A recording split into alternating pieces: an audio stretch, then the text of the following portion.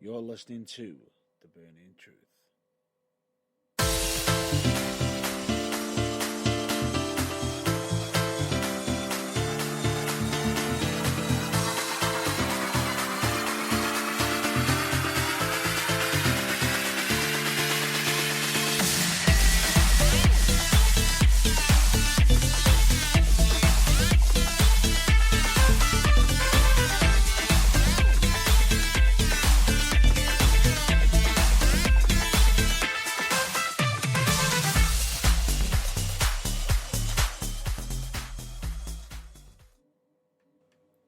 Hello, ladies and gentlemen, dude and dudettes. I am Matt Burns, and with me today I've got the returning, ever loving JB. I'm here. Oh, you sound rushed off your feet. Life. It's busy when you're stuck in your house. Mm-hmm. All them things that you said you'd do when you've got some time, and now suddenly you've got the time and you have to do them all. It's a pain in the arse. Or you forget about them and it's like, I haven't got anything to do, and yet the second you got freedom, I've got all that to do it again. Yeah, exactly. It's like, we're recording. What? Hey? Oh, but I've got 16 different things to do. Yeah, it's always about right. We're not recording. I can't be bothered this week. Lay in the bed.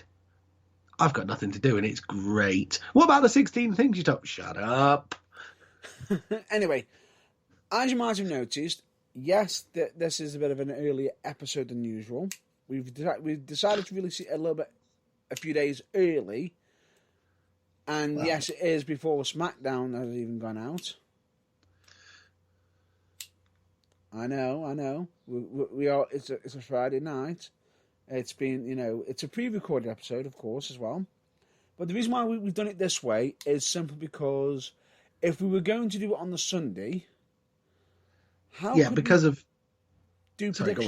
Yeah, because of the unique situation that the world has put us in this year, if we were going to do it on Sunday as normal, we'd have missed half of WrestleMania. Whoops. Yeah. So, let's get straight in then. NXT TakeOver Tampa Bay predictions. Oh, actually, no. Wait. Let's just go back. Record scratch. Hold on a minute.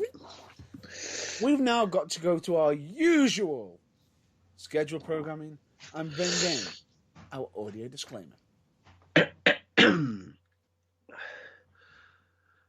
The following program may contain scenes and storylines not suitable for younger viewers and opinions and viewpoints not suitable for other viewers. This program may also contain language which some listeners, I should say listeners, not viewers, never mind, some listeners may find offensive. This program may also contain strobe lighting effects. Translation. Basically, there could be some swear words that you might find offensive, and on top of that, some topics that you might not like. So if we do tend to be cautious of what we talk about, but if you are offended or anything, do send us a message, make us aware of it. 90% of the time we do try and keep it sort of audio PG, but when we're on a soapbox and there's something that we're really passionate about, the language does occasionally go blue. We do try and warn you. Oh yes, there will be tonight. We do try and warn you, A, at the start, like we just did then, and B, before each individual rant, just in case you want to turn off for the duration of that bit. We do the best we can. We try not to use copious amounts of profanity, but sometimes there's just no other way to express how we actually feel about something. So, if that offends you, we feel we give you plenty of warning, but again, we'll tell you before each outburst as well, because, you can never be too careful. At least we do give a warnings, and we do actually have the, each episode does have a bit of a warning label saying, could have swear words. Yes. So, in what might be the last major wrestling-themed episode for a while, under the current circumstances, we have got to talk about The Big Show. Well, not that Big Show. Paul White, no. Even though he is doing his own TV shows, he is involved in a TV show that could be on Netflix. Which we could actually end up discussing at a later date. Yes, as part of the anyway, TV section. But anyway, yeah, we've got to talk about WrestleMania because before we get to WrestleMania, we've got to get to a subject that is currently ongoing, and I believe yourself, you with the reason why you weren't on last week's episode. Well, on the last episode. Yes. Oh, you're talking about the situation which is affecting a very small and isolated tribe in Tanganyika and no one else. I mean, wait, no, hold on. You mean the whole world? Yeah. Yeah. You know the one we mean. Come on. The nasty, horrible, people-killing virus of death. Yes, the coronavirus, also known as COVID-19. Now, and by the way, if I have one more instance of what we got yesterday, because you know what day it was yesterday. Yeah. Yeah, one more instance of someone going, why is it called 19 when we're in 2020? I will kill the person responsible. So I just mentally just thought to myself of different ways to join in. To mutilate them and keep them alive, but in absolute agony potentially for weeks. Yes, I know. Anyway, yes, we have to talk about the world situation, and which is kind of ongoing and doesn't look like it's going to end anytime soon, and which is why there may not be much wrestling to talk about in the near future. Correct. And on top of that, I believe I mentioned last week that you mentioned to me that you might be showing symptoms. I might have done mild symptoms. I'm really not sure. I didn't have it in a bad way, if I did at all. And, you know, I don't work for the NHS, so chances of me getting a test, less than zero. But as far as I know, I might have had it. I don't know. But all I'm suffering from this week, apologies if you've spotted it, is a massive cold. Now, let me just state this. At this point, I would like to just point out that JB has come on to this episode, is on this episode of his own accord. Yes. I would just also like to point out I am social distancing as is required, and as you may be well aware from past episodes, we do not record The Burning Truth from the same place. We do it using the wonders of technology from our respective houses, which are 200 miles apart. So there's no danger of, you know, us being cramped in the same room doing this, and if I have got it, me passing it on. So don't worry about that. God help us if this was in the olden days. In your studio with the lack of windows that open and the 50-degree heat that made you need to literally drink water constantly because it came out as sweat faster than you could put it in your neck. Yeah, I know. Don't even get me started on that. Yes. I've heard they've knocked a wall down in that studio now, and they pretty much always leave it open to the air just to let air in. Yeah. It was probably because I actually requested it as I yes. As we did you not possibly start it by smacking the wall several times with a sledgehammer in frustration? I have no idea what you're on about. I have no idea. Yeah, it's not I did no such thing. Come on, man. I might skip the warranty.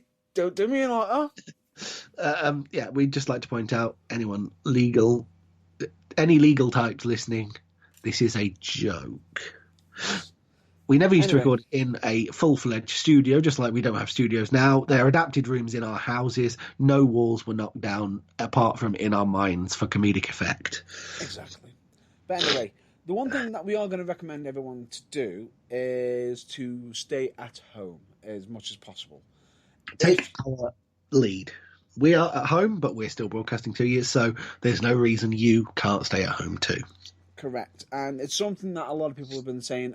The only recommendation is for not being at home is if you need to go out for a quick shop, quick exercise, as the UK government has stated. But please do follow your government rules, and medical reasons, or if you are unable to work from home, then and you're a key worker, or you know, which I will turn on and state, Like Thank you. me, although I am isolated at the moment, so I am not going in. Yes, you're a key worker, and as such, I know plenty of key workers myself. As outside of wrestling, when I'm actually doing, my day job. Yes, I know. I do actually have a day job, ladies and gentlemen. Outside of Yeah, as do wrestling. I. Yeah, it's not just talking about wrestling. No, we I both have responsible day jobs, which we're both still doing in spite of correct. lockdown. Despite the lockdown, and yes, it is. I believe that Ivan mentioned I am a key worker as well, as such. But at the moment, I'm working from home, so I don't get it. So at the moment, I don't get the extra advantage. At the moment, I've not had a letter as of yet to state I'm a key worker officially. So I've just been told it verbally.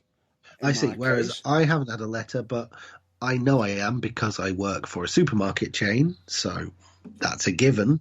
But I am currently self isolating due to symptoms which may or may not have been coronavirus. I'm erring towards not, but you can never be too careful. So I am about halfway through my 2 weeks of staring at the walls in my bedroom going, gee, I wonder if I can remember what going out was like. you actually remember it. No, I But said I anyway, wonder if I can. In my yeah, more lucid moments, occasionally, yes, but yeah. But anyway, the point being is, for for everybody in the UK, we recommend you stay at home. Stay at home, protect. Stay at home, protect the NHS, save lives. Or in regards to yeah, around the world, stay at home and save life, because the fact is we are needing more than ever to pretty much to bring the curve down as much as possible. absolutely, absolutely. And there's Can I been just? what? No, sorry, go on. After No, you. no, you first. I'm simply just gonna, as an aside, say I've seen the time lapse videos of them filling, what is it, the National Exhibition Centre or whatever it is, Yeah, with that makeshift hospital. yeah. With all the rooms in it, with the beds and everything. And aside from the slight but important question of there's like little hospital rooms with upwards of 4,000 beds in there, but I don't see a single bathroom, which is slightly worrying. Kind of aside, can I just say what an impressive job they're doing building that so quickly? Yeah, yeah, it is massively impressive. But 400 beds, zero toilets. Potential disaster, but nonetheless impressive that they've managed to you do don't it. have to have bedpans and be able to cover it that way. No, I'm guessing there are toilets at Yeah, the end of the far end of the corridors. From anyway, the point is, infrastructure or not, I'm sure they've thought about it, and it's quite spectacular that they've managed to. to pull it off. Yes, Yes, and let's just state this as well in regards to it. As you might have seen, there is a hashtag going around. You might have seen it on YouTube. We've seen many YouTubers. We've seen football stars. We've even seen certain famous British people even stating it, which is hashtag stay at home. we can't state that strongly enough. And trust us, in this day and age, the following is a non exhaustive list of things you can do whilst in your house: Xbox, the internet, Netflix, Amazon Prime, Hulu, WWE Network, Disney Plus, etc., etc., etc. There are plenty of reasons for you to not get bored whilst staying in your house. Board board games, rock paper scissors, Yeah, drawing, writing, you know, learn new things. learn how to do new things, sewing, uh, It's painting, whatever yeah, hobby or arts and crafts, whatever you do, there's plenty of reasons for you to not get stir crazy. So correct. do as many of them as it takes, but stay in. Yeah, it's the weird one, because yeah, years ago when probably both of us were with kids and everything, and when we were playing on our games, we had our parents saying to us, "Get out, the day's really nice. The day's nice." Go and play We're like, outside. Leave us alone. now it's the exact opposite, and Yeah. it almost feels like all gamers around the world are going, "I knew this day would come." Yes. I say sarcastically and in a jokey way. Sorry, no. Must concentrate on the broadcast. Reading a tweet. Go on. Slap on the wrist from me. No. There's always one. But anyway, Yeah. the point being is, at this moment in time, it is vital to stay at home. And this is how serious it is, the fact that the wrestling business is being massively affected. Potentially, we are going to be putting a hold on the whole possible. We might bring up the odd wrestling topic here and there, possibly even past subjects. History. Possibly a couple of like specials to do with the history of wrestling, but our coverage of the week-to-week situation of WWE and British wrestling is basically going to grind to a halt faster than those things actually have. We're going to put them on the back burner for a little while. We could end up putting them on the back burner. So on them episodes, we could end up doing, past related to ones, like probably favourite finishes, favourite taunts, favourite submissions, favourite matches, list-based stuff, where we can give our opinions on our favourite, and then through our social media, you can tell us how right, wrong, crazy, mental, or bang on we've got it. Yeah, potentially. Or we can also bring up discussion topics of certain programs that could involve wrestling. We could even do deep dives into certain shows as well as possibilities. But in the main, the show in the next few weeks and possibly months is going to, like we say, focus on entertainment of other nature outside of wrestling. Radio, TV, other podcasts, computer games, the stuff that you do that entertains you that isn't wrestling, essentially. Would that be right, I think? Possibly, but even though I was just about to say, I'm reading a book. And books as well, yeah, they're important. How could I forget them? And I know who says I can't read? I'll sue you if you claim that. Stop it. And the first thing I was expecting you saying is, what's the book about? First thing I'm going to have to say is wrestling. Yeah, well, there is that. And then you just recommended me a TV series to watch about wrestling. But you get the general point. Yeah. But anyway, that aside, let's get on to our regular scheduled programming for now, which at the moment we are going to be covering WrestleMania. Yes, because it is this weekend. I mean, if you're listening to us, are we putting this out on Saturday? Friday. I know it's Friday now, isn't it? Is it Thursday? No, it's Thursday. So we're putting this out on Friday, so it's ahead of both days of WrestleMania. Okay, I'm with you now. Jesus, I've been in the house for 3 weeks. I can't remember what day it is. They all blur into one, and the gin doesn't help. Yes, in case you're wondering, this has been recorded on the Thursday, so, and I'll just state it now, the second of the 4th, 2020. Yeah, so we haven't even seen, as I believe Matt Burns stated, at the very top of the show, the go-home to pre-WrestleMania SmackDown, so that may hinder our views a little bit, but we're giving you the facts, or rather the predictions, as up-to-date as they are right now. Yeah. And after that, we'll be discussing a little bit of AEW, even though I haven't been able to cover it as much as I wanted to, but 2 major topics for AEW. Interesting. Oh, yeah. And then potentially talking TBT, some TBT games and TBT TV. Yes. And then probably wrapping up with the plugs. Why not? Yeah. Plug number 1, stay at home. Right, that wraps up the plugs for this week. Okay, see you later. See what you did there. Yes. But anyway, let's get down to WrestleMania. Okay, then. Let's start. Are we going to just do a bit of rumour mill stuff first, or are we going to go straight into the predictions? I'm just going to say, is there any rumours? Well, no, I don't necessarily mean rumours. Just, things that might have happened, or do we need to mention changes to the card or things like that? I would suggest mention the changes as we're doing the match announcements. Do you know what? That makes perfect sense. Let's go with that.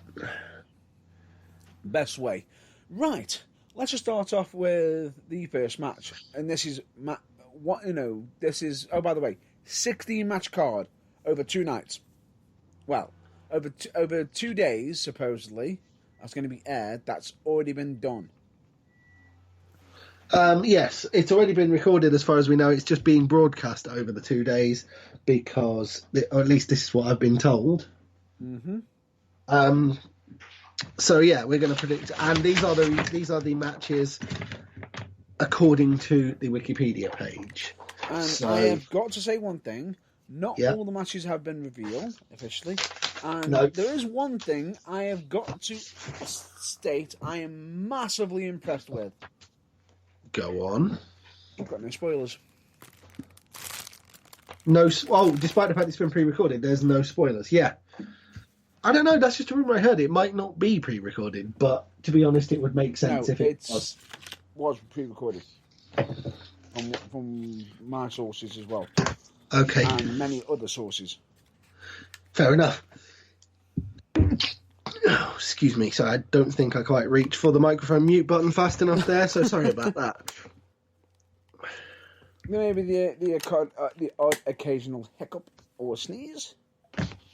And yes, John Below has got a hanky on hand and is making sure to not sneeze into his hands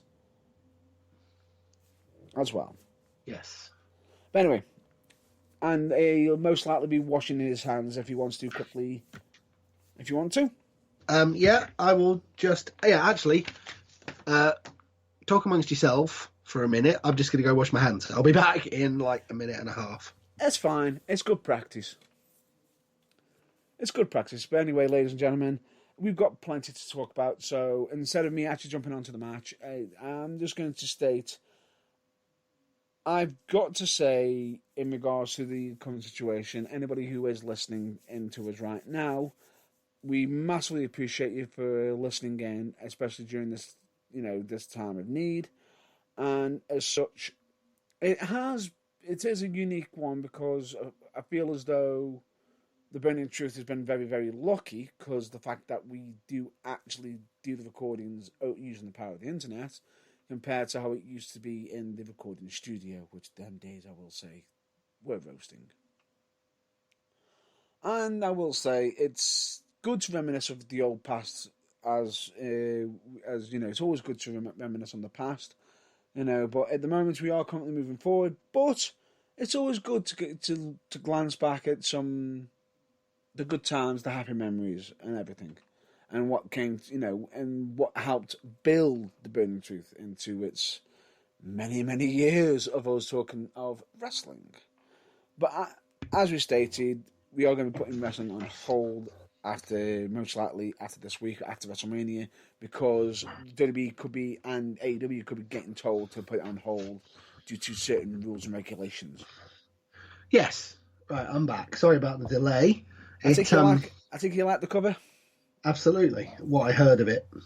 That's great. That's fantastic. I was washing my hands, but you know how Sod's Law works. I sneezed, so I washed my hands. So the water running meant I needed a pee, so I had to wash my hands again. And then as soon as I finished washing my hands the second time, I sneezed again.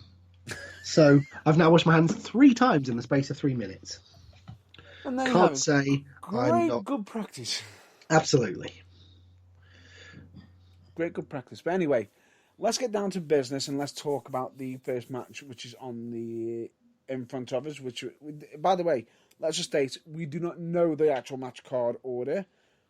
All we've got is what it is according to Wikipedia as of right now, which is when you're listening to this Friday. Well, no, we're recording this on Thursday, so if you're seeing this on Friday and it's changed between now and then, nothing we can do. There's nothing we can do, and on top of that, we may switch the odd match because we don't feel it being the main event. Well, yeah. Also, the list is in a half-baked sort of, I assume the order they were announced, kind of order. It like match number 1 is not the first match on the card, and so on and so forth. So the order we're giving them to you is the order we think roughly that they'll be presented on. Roughly. Although the order as though it was a one-night show. So the fact that it's split over 2 means they might not even remotely be in the order we give you them. But hey, we're doing our best with limited resources here. Come on. Exactly. But anyway, let's get down to business. Otis versus Dolph Ziggler with Mandy Rose in Dolph Ziggler's corner. Yes. Wow. Okay. Did I not call it? I think you did. Call it. Yeah. I think Not I'll that take you it. wish to show off or anything, but yes, I'm pretty sure you actually did call it. Nail on. It had to. It had Yeah, to be done. it had to be. And I predict the victory might possibly eclipse the WrestleMania record. Ooh. Dolph Ziggler's name may replace Special Delivery Jones in the history books. Fair enough. Although I have an idea for a way that it may not. Ooh. Oh no, it may actually. They may still be able to do it. I'm not sure. Okay. Essentially, start of the match. So, who are you predicting to win? Before we get on to it. Essentially, the whole the preamble here builds up to who I think is going to win. So, Okay. start of the match. All three people are in the ring. Ziggler goes straight for a super kick, misses, lays out Mandy Rose with it. Otis rolls him up. 1, 2, 3. Thank you very much for coming. No. You disagree, obviously, but the point is, I think Otis is going to win. Oh, no. I think Possibly Otis in is going record to win. time. Yeah. I just don't think it's going to be that quick. No, like I say, I don't think it's going to be that quick either, but I'm just joking because I don't think it's going to go more than 2 or 3 minutes. What? I think it is going to go 2 or 3 minutes. I can see Otis getting the win on Dolph Ziggler. Yeah. But more importantly, the reason behind it, why. Okay. You think Mandy's actually going to play a significant part in this? Yes, I do. Okay. And not just because she gets a face super kicked off accidentally. I can see basically I can see it not just being Mandy Rose.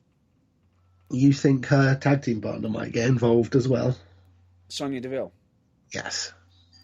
I can see Mandy Rose being there, going for show support, and Sonya Deville come down and try to cheat for Dolph, and Mandy goes, stop, let them duke it out. But I don't want this guy to win. Them pair argue. Yeah. All of a sudden have a bit of a clash, and then all of a sudden, somehow, Mandy Rose finds out that Sonya Deville set up the issue with the date. Interesting. In the fact that, if I'm not mistaken, Otis got a text message. Yeah. Did he not? Stating that she was going to be late. Yes. And then so you think that text message was not in fact from Mandy, but from Sonya? Yes, if they are going to link Mandy Rose with Otis. Possibly. I don't think they're going to do that, to be honest. If they're not, yeah, then I think this whole angle has just gone off the rails and should not have happened. Well, I quite agree, which is why I think, the thing that I said about it being 10 seconds and Otis winning and that being an end to it is probably the best way to just sweep it under the carpet. And that would be the way to do it if they were going to just have Mandy stay a heel. Yeah.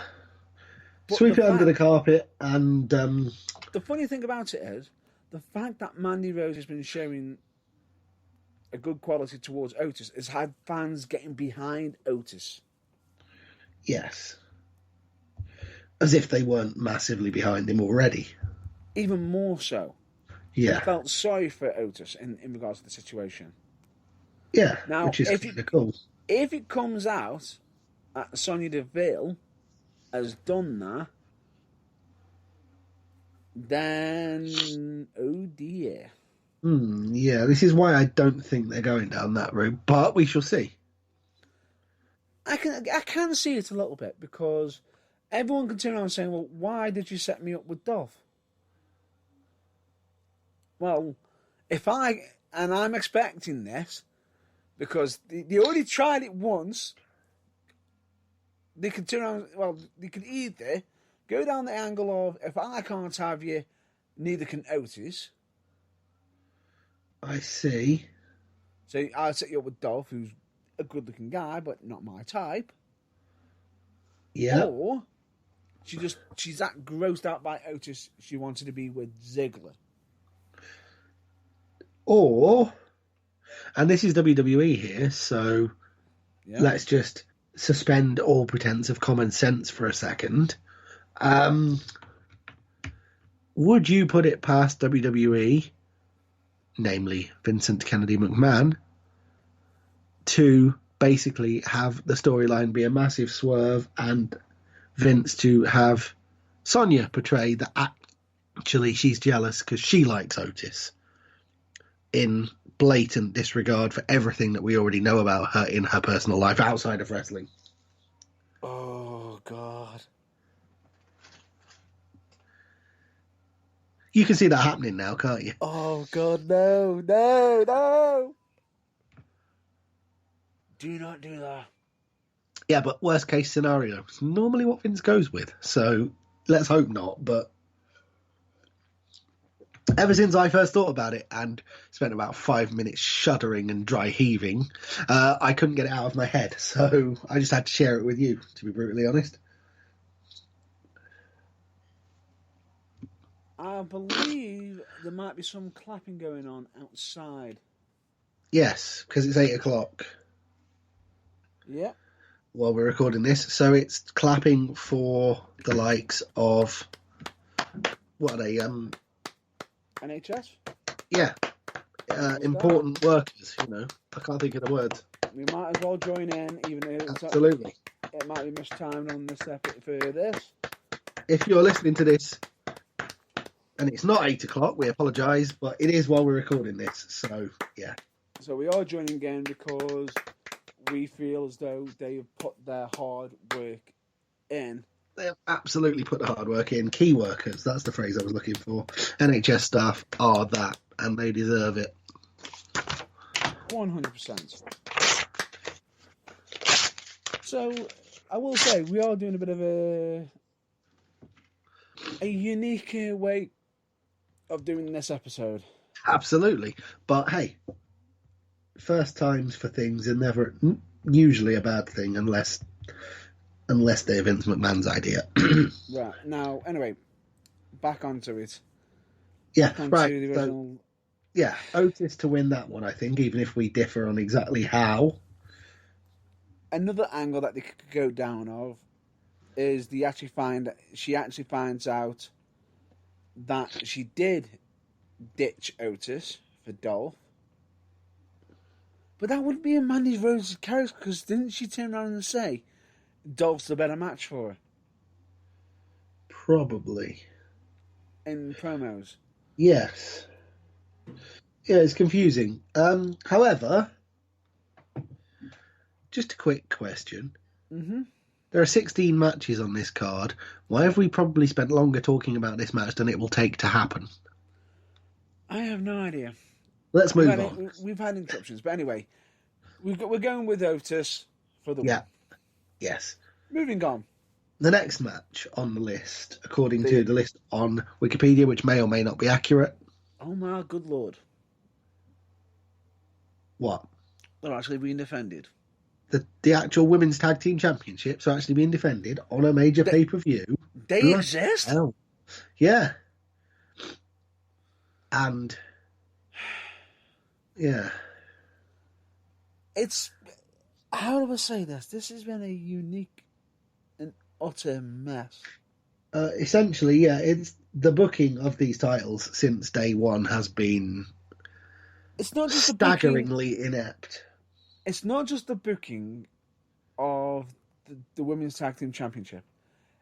It's the booking of Asuka. Yes. I completely agree. Which has also been staggeringly inept. It's been non-consistent. Massively inconsistent, and not to mention essentially pouring cold water, warm piss and hot tar all over everything that they worked so hard to build for her in NXT. and when she first arrived on Raw. Pretty much. Now, a lot of people are saying, how can you say that? How can you say that? Right. The Kabuki Warriors are a villainous team. Yes. Right? But they had Asuka in the Elimination Chamber Yes. be the last person against Shayna Baszler. And it looked like a big confrontation was going to happen. Yes. You know, they were hyping it up, you know, and you got even Asuka, being quite vocal with Shayna Baszler, you know, especially with the comments of "bite me." Yes. In relation to Shayna's short turn as a spine-ripping vampire. Which we'll get to later. Yes. Right? But the point being is, it's like, oh, I've turned Asuka face. And then straight after that entire event, straight back to heel. Huh? Yeah, it's one of those face scratchy moments. Like the booking of Asuka in general, to be honest. It was like, oh, Asuka's not there because Kairi Sane's had to take a bit of time off or something, or so let's just turn her a bit of goody, and then as soon as she comes back, let's just turn her back villain. Yes. And then you got Alexa Bliss and Nikki Cross, who I think need a tag team name. They really do. And the weird thing about it is, the name that'd be more fitting is actually the name of Alexa Bliss's damn finisher. What, the Sparkle Splash? No. Sorry, couldn't resist. Twisted Bliss. Yeah, it's a perfect name for them. A lot of people saying, well, why is that? Why that? Because Nikki, in a way, to some people, some say she's crazy, some could say she's twisted, you know. Yeah. And Bliss being her surname. It's a good name. It is. It really is. It's a great tag team name. All I'll say to you is, if that ever does actually appear on WWE now, from now on, please sign all paychecks to the Burning Truth. Yes, absolutely. Because it's a great name for the team. And especially bearing in mind, I think they're going to be about £8 of gold each, heavier luggage after whatever night this match goes on. So I believe that you're going with Alexa Bliss and Nikki Cross. New champions to compound the crap booking of the Japanese girls, yes. I think they're going to do that. And on top of that, they'll be breaking a record, won't they? Will they? First time, two-time? Oh, yes. First ever two-time women's tag team champions. Would you like to just double check and confirm that? Technically second ever. Second ever.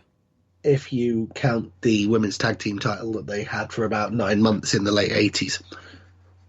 Because I think No. the Jumping Bomb Angels won that twice, but I might be wrong. No, this is the WWE Women's Tag Team Champions that got introduced a bit later on. Oh, okay. Just double checking. Nope, no one's done it. There's been 4 teams who have held it. Yeah, and none of them twice. Okay, that's cool. So I think this will be the first time. And these are the longest reigning. Yes. The Kabuki Warriors. Not that that says much yet, but yes. Yeah. Since October 6, 2019, Hell in a Cell in Sacramento. Yeah. Little bit like Kevin Owens boasting about being the longest reigning Universal Champion of all time when he won it after Finn Balor won the inaugural title and rescinded it a day later, and Kevin Owens was boasting he was the longest reigning champion ever at 7 days. That was hilarious. Yeah.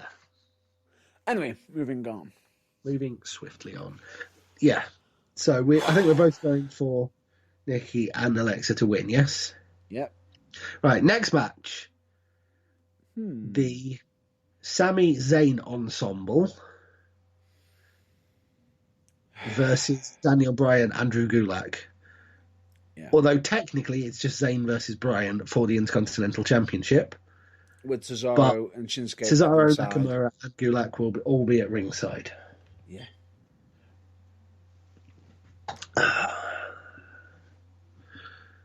Right, would you like to go first for this one? Yeah, I will do. Okay, rock on. Will do. I personally feel that Sami Zayn will come out the winner and be reigning and defending champion. I over see. Daniel Bryan. Because I've got two predictions here. What, you mean yours and mine? No. I've got two predictions Okay, on yes, I'm with you. why Sami Zayn will leave the championship. Go on then. Run us through them. One is they've got the extra man. Well, yeah, it's essentially 3-on-2 if it all breaks down, yeah. And the other thing, it depends on if WWE are going to carry on with Daniel Bryan and Drew Gulak. And they are genuine with it.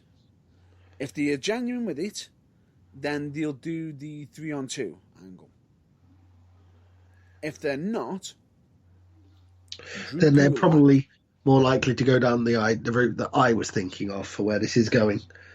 Drew Gulak will cost Daniel Bryan the match because in his mind, he should be the one in the match, not Daniel Bryan.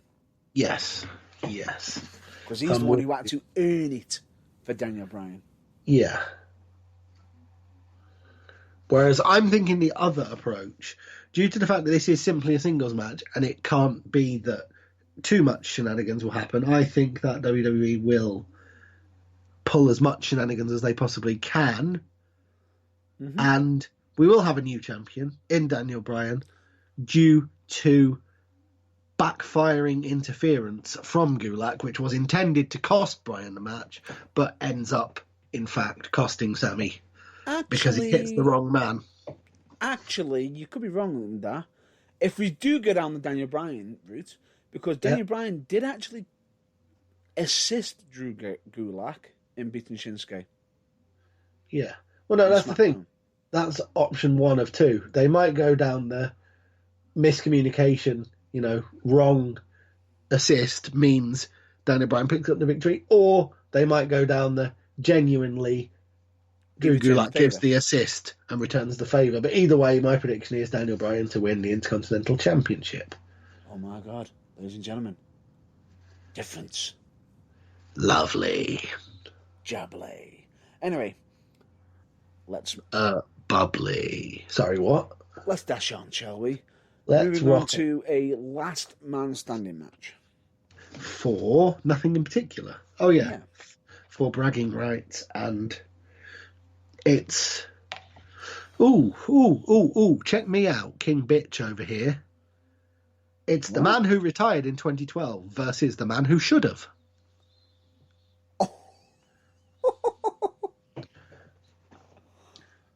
That's a bit harsh. Okay, maybe not quite as soon as that, but let's face it, for the last 5 years, what's Randy Orton done to justify his money? Beat Daniel Bryan? And Triple H wanted him to? Okay, one thing. That's still 4 years and 360 days that he's just basically collecting a paycheck. Beat Bray Wyatt? I know. Yeah, who hasn't done that?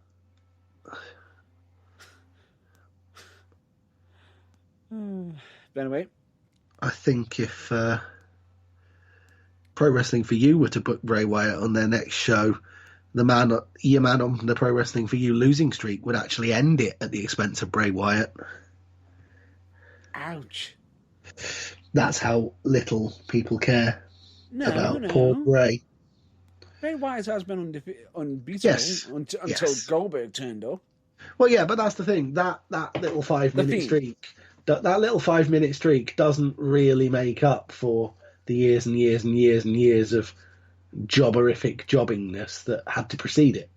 We'll get to that. We'll get to that soapbox a bit later. Yes, but anyway, as far as this match is concerned, I predict Edge to win. Yeah, Edge to win. I don't know how, possibly due to the interference of Christian. I don't know. I haven't seen the build-up, but I just think Edge to win. Christian possibly being involved. Possibly. And seeing where it goes from there. Absolutely. Yeah, we'll go with that. Right. The next match is number 1 of 2 in the I Don't Give a Monkeys matches of the weekend. And I don't think too many other people in the WWE universe genuinely do care. This is a WrestleMania match. Yeah, but just bear in mind, the singing sacrificial lamb who literally hasn't won a match since his main roster debut versus possibly the most boring and unjustified King of the Ring since Mabel. Ouch. No, I'm on form today, aren't I? This is going well. You're being quite bitchy today. Yes, I've noticed. Well, let's continue. Anyway, Elias versus Baron Boring. King Corbin. That's the sod. Right. This match, it's been built up quite quickly because Elias keeps playing over King Corbin's speaking when he's on, and everything keeps interrupting him, having songs for him, saying he's loo roll, he's using too much loo roll, and everything, singing songs about him. And then we have a moment on the SmackDown, not this week, because we're not at this week's episode, yeah. During the last episode, which was the following weeks, where you got King Corbin on the top of the stage where Elias was doing off the high stage. Yeah, I'm singing my song. For King Corbin come out, start brawling. Oh no, he's gonna fall off. Is he? You think, oh no, Elias is gonna probably gut shot him, throw him off. No, King Corbin actually knocks him off. He falls off. He fell off the stage a whole 5 feet to the floor. Right. And they made it look like he hadn't landed on something soft, like he hit the floor hard. Yes. They used the camera angles nicely here, which is quite rare. They wouldn't have been able to do that with a full audience there. Yes. Right. Now, this looked really like, oh my God, this is really serious. For God's sake, don't do this. Really hyped up. Didn't something like this happen a few weeks ago? Yes. Hyping this up like this kind of... well, all I can say is I bet it makes a certain pair of NXT people who've just thrown themselves off the top of a War Games cage for seemingly nothing quite angry. Oh, no. Not just off War Games. Right. All I'm going to say to you is, yeah, if you watch the brawl between Tommaso Ciampa and Johnny Gargano, yeah, which was at the Performance Center, yeah, which is where the same building, okay, but the SmackDowns announced the tables weren't close enough, okay, so we didn't go through with a table. But what did Tommaso Ciampa do to Johnny Gargano? Did he throw him off the stage? He air raid crashed him off the fucking thing. Yes. The same stage, the same balcony. From which Elias might possibly have landed, slightly awkwardly and possibly fallen over. Now, Johnny Gargano landed head first. Through the announce table. Yes. Which wasn't uncovered. Yeah, which still had monitors and all sorts of wires and stuff. And banners. The guys might have moved it for them, but Jesus! Yes. Talk about double standards that don't do anyone any favours. And you might have had a cushion underneath that could have been hidden, maybe, yeah. But you just saw him just leap off. Camera, yeah. Keep on them. And yet we're supposed to believe that Elias is, frankly, anyone could do it kind of, oops, I've stepped too far. Oh no, I've recovered, it's fine. Is as bad. And it just isn't. Now, they're probably going to hype it up saying how serious it is and seriously hurt. Now, I know what you're going to say. Right, okay, if they do that, you just buried Elias. Because if I'm not mistaken, when Gargano had that, didn't he actually walk out on the next week's episode saying he tried to kill me?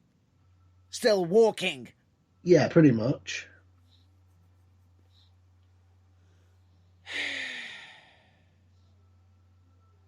Yeah, double standards don't do anyone any favours.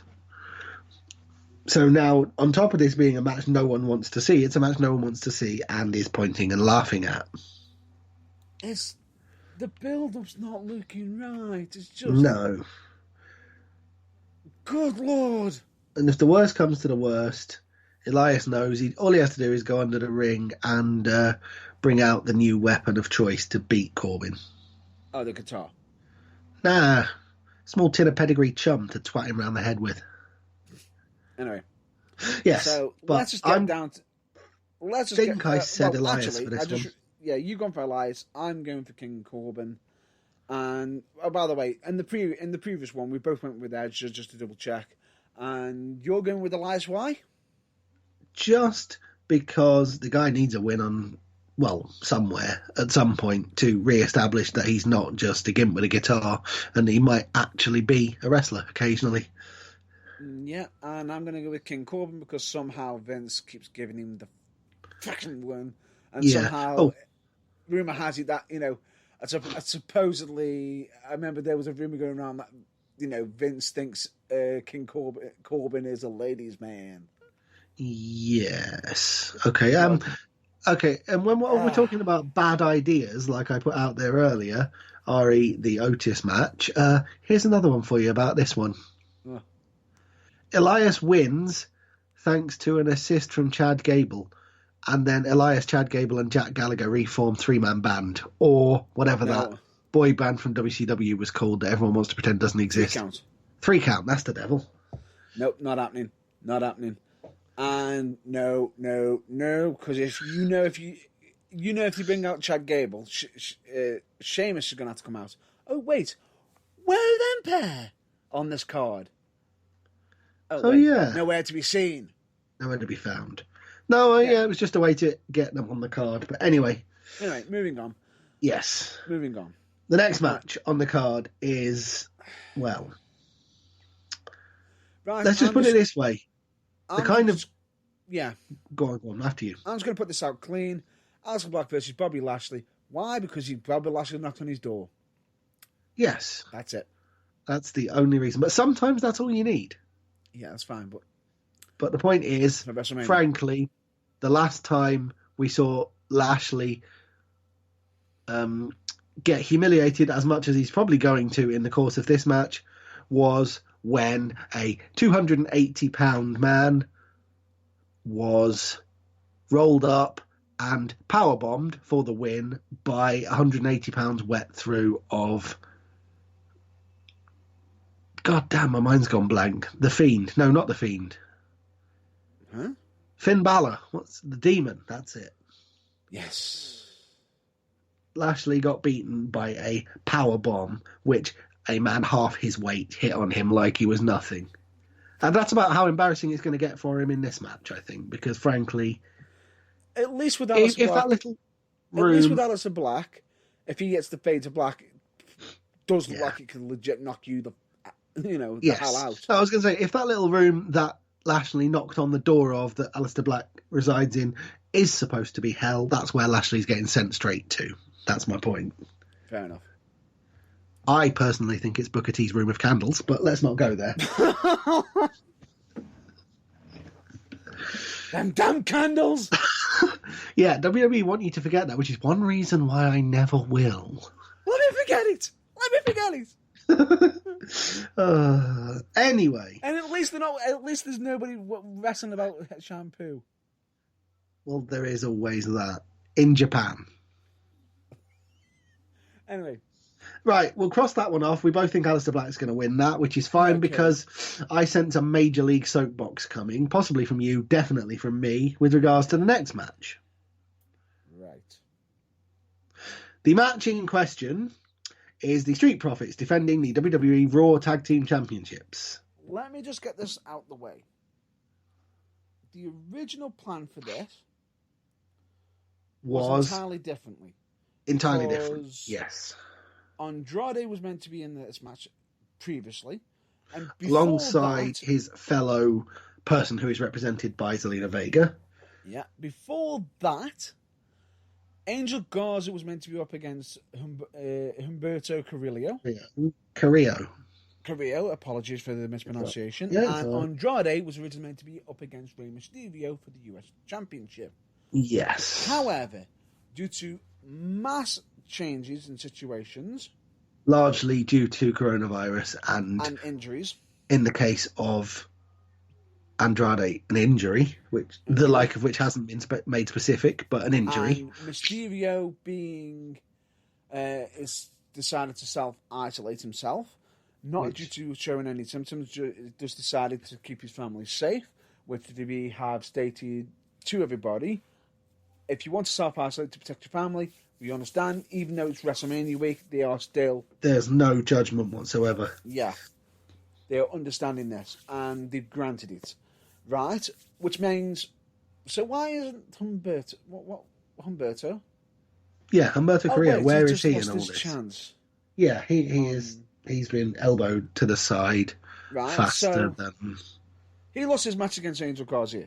Yeah. So what ended up happening is Mysterio self-isolated, so it was Andrade and Angel Garza against the Street Profits. Unfortunately, due to injury, Andrade has had to be removed from this match. And been replaced with... And cue the soapbox, because, come on, everyone at home, who do you think they've replaced Rey Mysterio and then Angel Garza, and then Andrade with? Hang on, we'll give you 10 seconds. Go on, literally, find someone who is yet to be involved, so who we haven't mentioned in any of the previous matches, who is the least likely possible male member of the WWE employee roster that you can think of. And you'd still be way off. We'll give you 10 seconds now. 10, 9, 8, 7, 6, 5, 4, 3, 2, 1. And you join us back after that apocalypse break, during which 7,000 years have passed, and we are currently reviewing WrestleMania 7037. And guess what? You still haven't guessed. Yeah. Austin Theory. Who? Austin Theory. Who?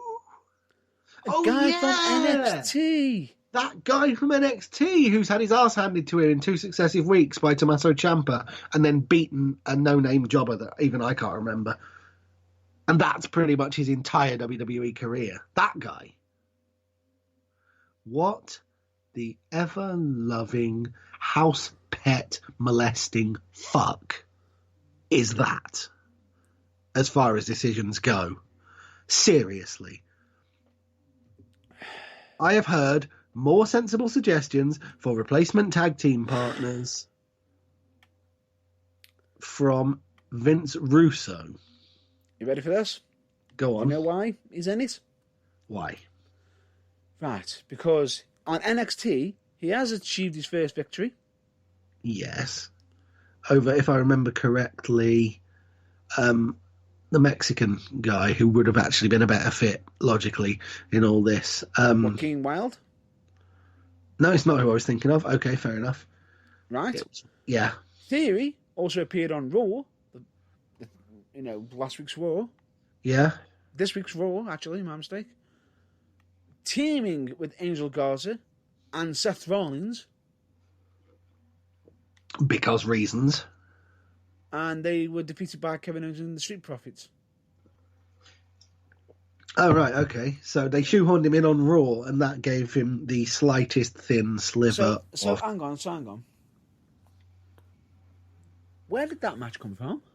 Oh, that was it, because Angel Garza already had a match set up the week prior with Andrade. Yeah. So, okay. We'll shoehorn him in. Yeah, we'll shoehorn him in. Quick question. What? Why is Angel Garza involved in this? Where is his rematch for the NXT Cruiserweight Championship?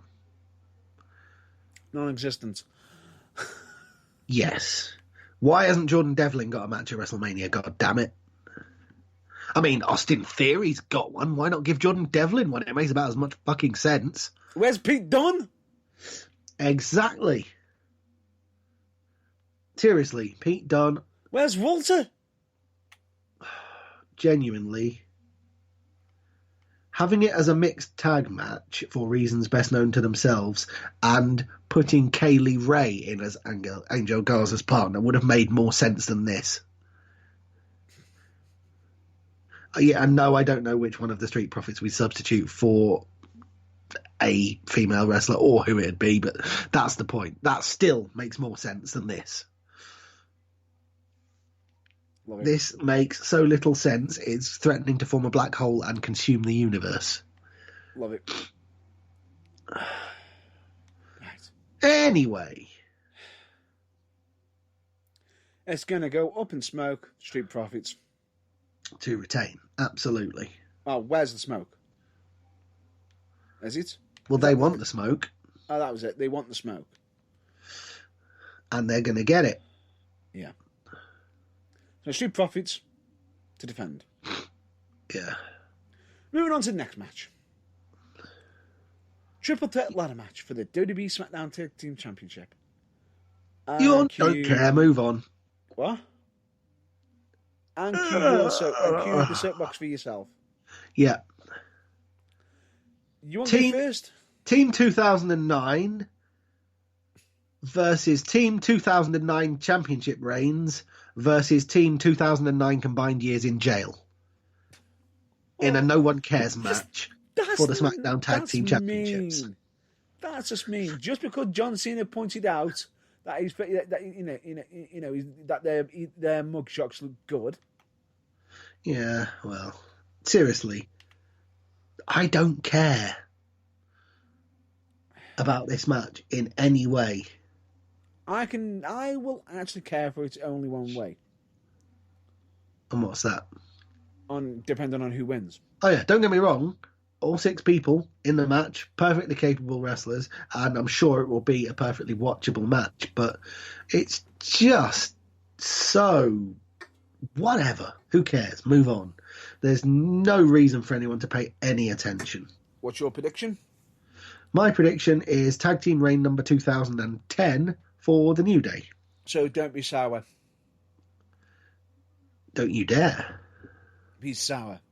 Clap for your new Tag Team Champions. Clap for your new 2076 time Tag Team Champions. That's and feel the apathy. Yes. Me? I'm actually going to go differently. And I'm not going to go with the Uso Penitentiary. Why don't they just say prison like normal people? It's America. They're in America. Anyway, point being is, I'm going to go with The Miz and John Morrison because they haven't had it long. And if they just hot potato this championship, it just doesn't do it any favours because... Yes, I understand that New Day want to be multiple reigning and Usos are multiple reigning. They can't keep hot potatoing this bout between New Day and the fucking Usos. Correct. But I don't think that'll stop them. Hence why I picked the New Day. So you picked Miz and Morrison, I picked the New Day. Move on, because we've already talked about this match more than it deserves. Correct. Moving on. Next, a singles match between Kevin Owens and Seth Rollins. This match... Seth Rollins, the Tesco Value CM Punk. I am the leader of the Straight Edge. Oh, wait, no, I'm the Monday Night Messiah Society. Wait, no, don't say society. Oh, damn it. What's it used to say? Bomb the pipes? No, that's not it. Shit. Help. Bomb. That's the bugger. Seth Rollins, Tesco Value CM Punk, ladies and gentlemen. Oh, my God. Jesus, I'm not pulling any punches today. I think I definitely must be... I can't see it now. I can't see it. Yeah. All I got to know is which one... So, yeah, which one out of the bumbling goons who follow Seth Rollins around is Serena? Who's getting the head shaved? I predict Buddy Murphy because AOP don't have any hair to begin with. But anyway. He's not your buddy anymore. He never was. What are you trying to imply? Oh, right, I'm with you now, yeah. You don't refer him to a buddy anymore. Rollins and Murphy against Kevin. Haha, I still have 2 names. Owens. Seth Rollins. He's still called Seth Rollins. Yeah, for how much longer? I reckon one more Twitter tirade away. They see me rolling, they hate it. Sorry, I had to. Yeah.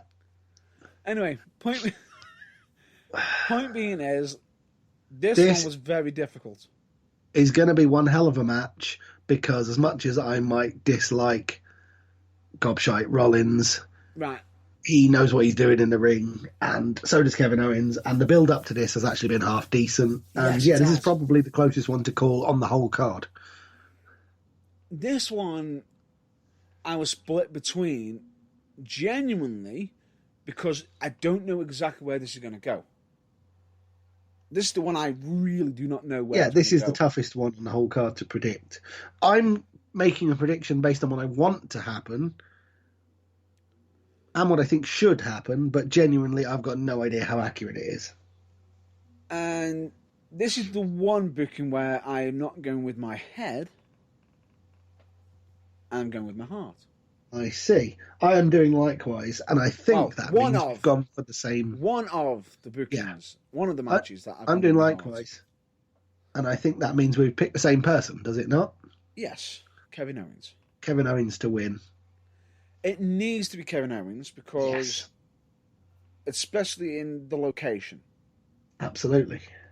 because if they are doing it at the performance centre, what better place for him to get a magic and get pushed behind him? Now I know that we're going to be thinking, but Seth Rollins got all this hate, he's got all this hatred. Of course he has. Seth Rollins was going to be turning heel anyway because even when he was a good guy, he was pissing people off on Twitter. Yeah. So essentially, it doesn't matter if he loses. But he's basically Seth there Rollins to do has that. reinvented himself, and everyone's going to say, "But Kevin Owens hasn't reinvented himself." Kevin Owens doesn't need to reinvent himself. He needs to get the push. Kevin Owens needs to get the push for being the absolutely, frankly, outstanding wrestler and 53 out of 10 on the mic, world champion in waiting that he absolutely is. And being the voice of the voiceless? Sorry. No, that's the other guy. No. Basically, this is almost like, CM Punk, a guy who's good on the mic against another, a guy who's trying to be CM Punk. Yes. Well, if anyone Joke. has the right to be the spiritual successor of CM Punk, it's probably, despite all the odds, Kevin Owens. But it's not, because as we all know, Kevin Owens is trying. Damn promo. Kevin Owens is trying to be what happens if Steve Austin gets a bit over the top on the 2-for-1 pizzas from Domino's. What the fuck?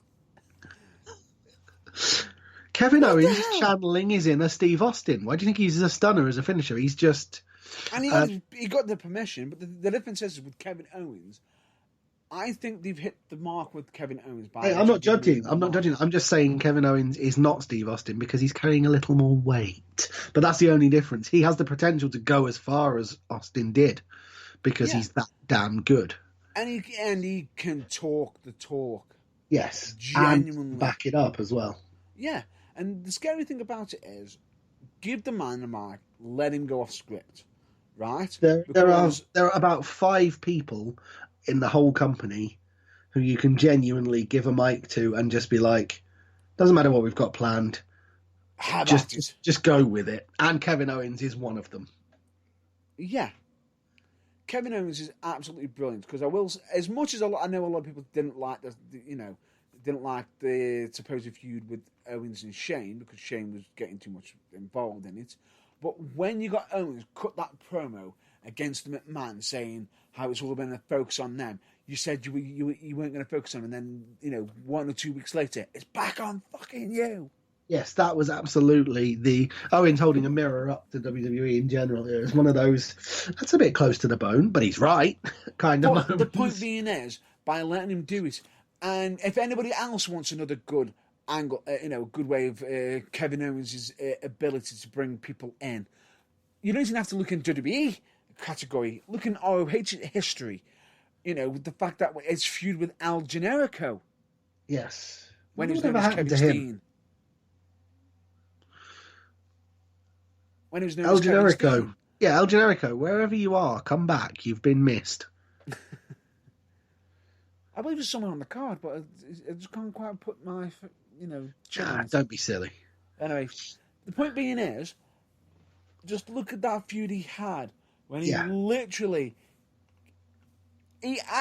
gave a kick to the knackers.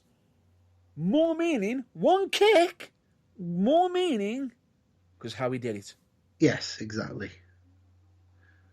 More meaning than Baron Corbin's entire career will ever manage to get. The point being is... Sorry. He knows what he's doing. He really does. And he needs to be pushed to the moon. And Seth Rollins does step up his game. He does.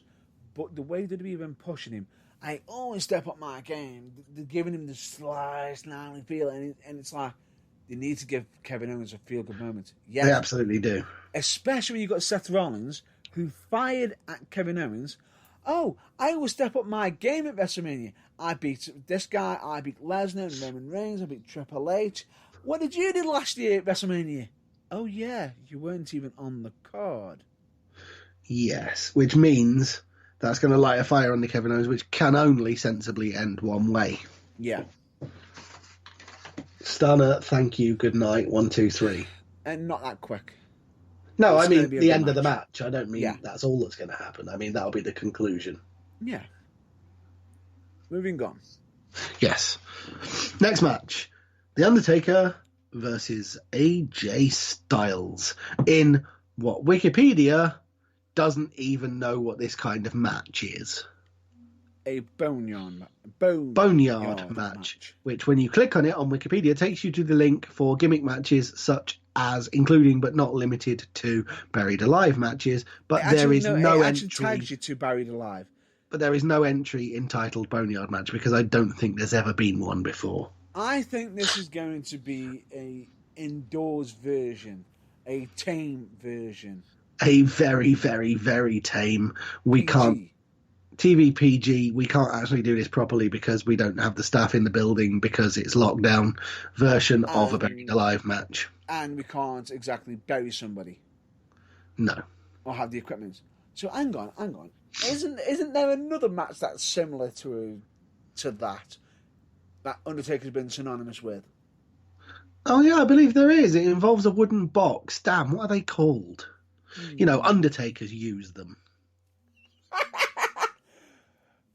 Oh, it's on the tip of my tongue. What are they called? I know. If they brush off the one from out the back of the WWE storeroom, then they'd probably find Kamala still in the one.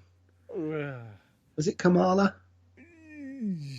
No. It's not Kamala.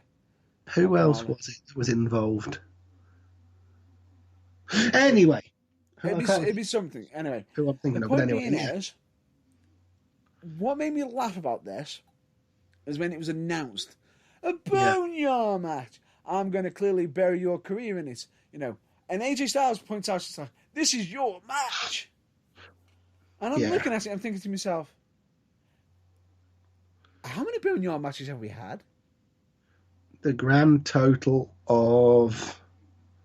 I'd never heard of it before I started doing this broadcast. Number. 0. Yes. How is it Undertaker's best match? Unless it is actually just a low-budget Buried Alive match, in which case, why don't they call it that? Right. And if it is a Buried Alive match, how is it his best match? Bearing in mind, I think he's about 1 and 6 in Buried Alive matches. Pretty much. There's only one person who I think has actually lost to Undertaker in a Buried Alive match. Would that be The Rock or Mick Foley? Rock and McFoley. It was when he tagged with the Big Show and... Yeah. It was when Undertaker tagged with Big Show. And it wasn't The Rock who got covered. It was Mick Foley. It was Foley, yes. Who is the late 90s and early 2000s version of Bray Wyatt in that find anyone who resides anywhere near the top of the card for any length of time. He lost to them. That's what I mean. It's just... Yeah. Good Lord. Anyway, the point being, whatever this match is, it's completely unnecessary beyond to give The Undertaker a WrestleMania match because he came down at super plot down and fairly decisively beat AJ Styles, meaning the need for another go is kind of pointless, but whatever. The only thing I will say... I say fairly decisively, it was one move. is AJ Styles has been touching a bit of a raw bone. See, you'll see what I did there. Yes. Do you know why? Go on. Why? Referring to him by his real name? Eek. I'm stating that the only reason why Undertaker keeps donning his costume is because his missus wants that payday. Oh, is AJ Styles turning the tables on Samoa Joe a little bit from when Samoa Joe was the one dishing out the moderately below the belt personal barbs to AJ not long ago? But he's doing it on Taker, stating, no, not actually hinting that he's going to do anything with it because he is a very Christian family man. Yeah, but still making the point that Michelle he may McCool be slightly less than reputable. Yes. Yeah. Basically, he's just using Undertaker to use him up until he's broken down and useless. I'm going to do Undertaker and Michelle McCool a favour and basically put your career to rest. Is it just me as well, or would this not have been somewhere in interstellar dream match of the century proportions if it had happened any time before about 2010? Possibly. When both men were 10 years younger and could have the kind of match that they're probably going to have a go at having here, but struggle due to one being nearly 40 and one being over 50. Right. But AJ Styles they can still do it in short terms. Yeah. But I don't think The Undertaker is going to be his usual gimmick. I can see the American Badass. You think he is going to return to the gimmick which he infinitely prefers, but which Vince McMahon hates? Yeah. I'm not sure. Because he came out on episodes of Raw in almost plain clothes, beating the crap out of AJ Styles' boys. I see. Interesting. Well, anyway, who do you think is going to win? Because we've pontificated enough on this one. Me, Undertaker. For me, Undertaker as well. However, an additional prediction. Go on. Because rumour has it there's going to be a surprise after. A surprise? Yes. Oh, The Undertaker's going to lose because he's going to get buried alive by Mayor Glenn Jacobs. Oh, nope. Shit, I mean Kane. Rumour has it that someone may make an appearance to make a challenge. Mayor Glenn Jacobs. I mean Kane. A challenge to The Undertaker. Well, it's not going to be Kane. And come out of retirement. Oh, yes, I've heard this rumour too, and I think it's absolute nonsense, but that means it'll probably happen, let's be honest. And in case you want to know what the rumour is, rumour has it that people are... The rumour is stating that Sting is going to make an appearance at WrestleMania after the match. And, yes, issue a challenge and then promptly return back to the rafters for the rest of the year. Pretty much. And like it's WCW in 1997 all over again. Pretty much. And the supposed match will take place at SummerSlam. Interesting. Fair enough.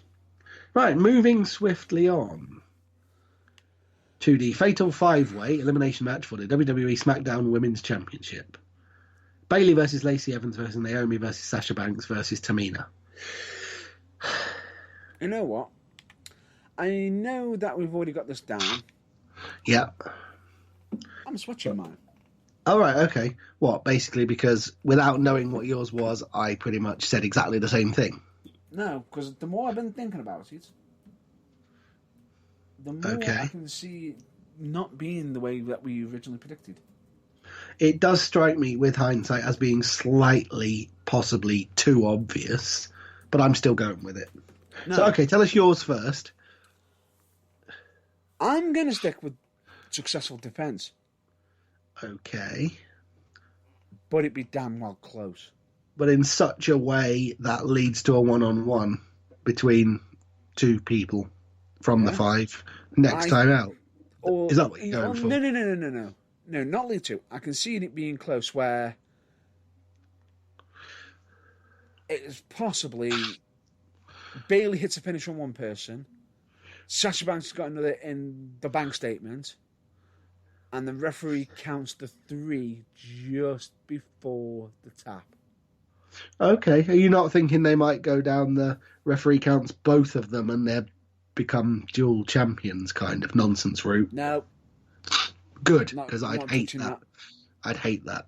I don't want that to happen. Now that you just predicted that could actually happen. Yes, I know. It's a possibility. All sign checks to the burning truth. Yeah, indeed. But no, you're going with Bayley to retain, but it to be nail-bitingly close. Yeah. It could potentially lead to double champions, but I'm not going for that either. I'm going for... Yeah. Pick any one of 3 sacrificial lambs.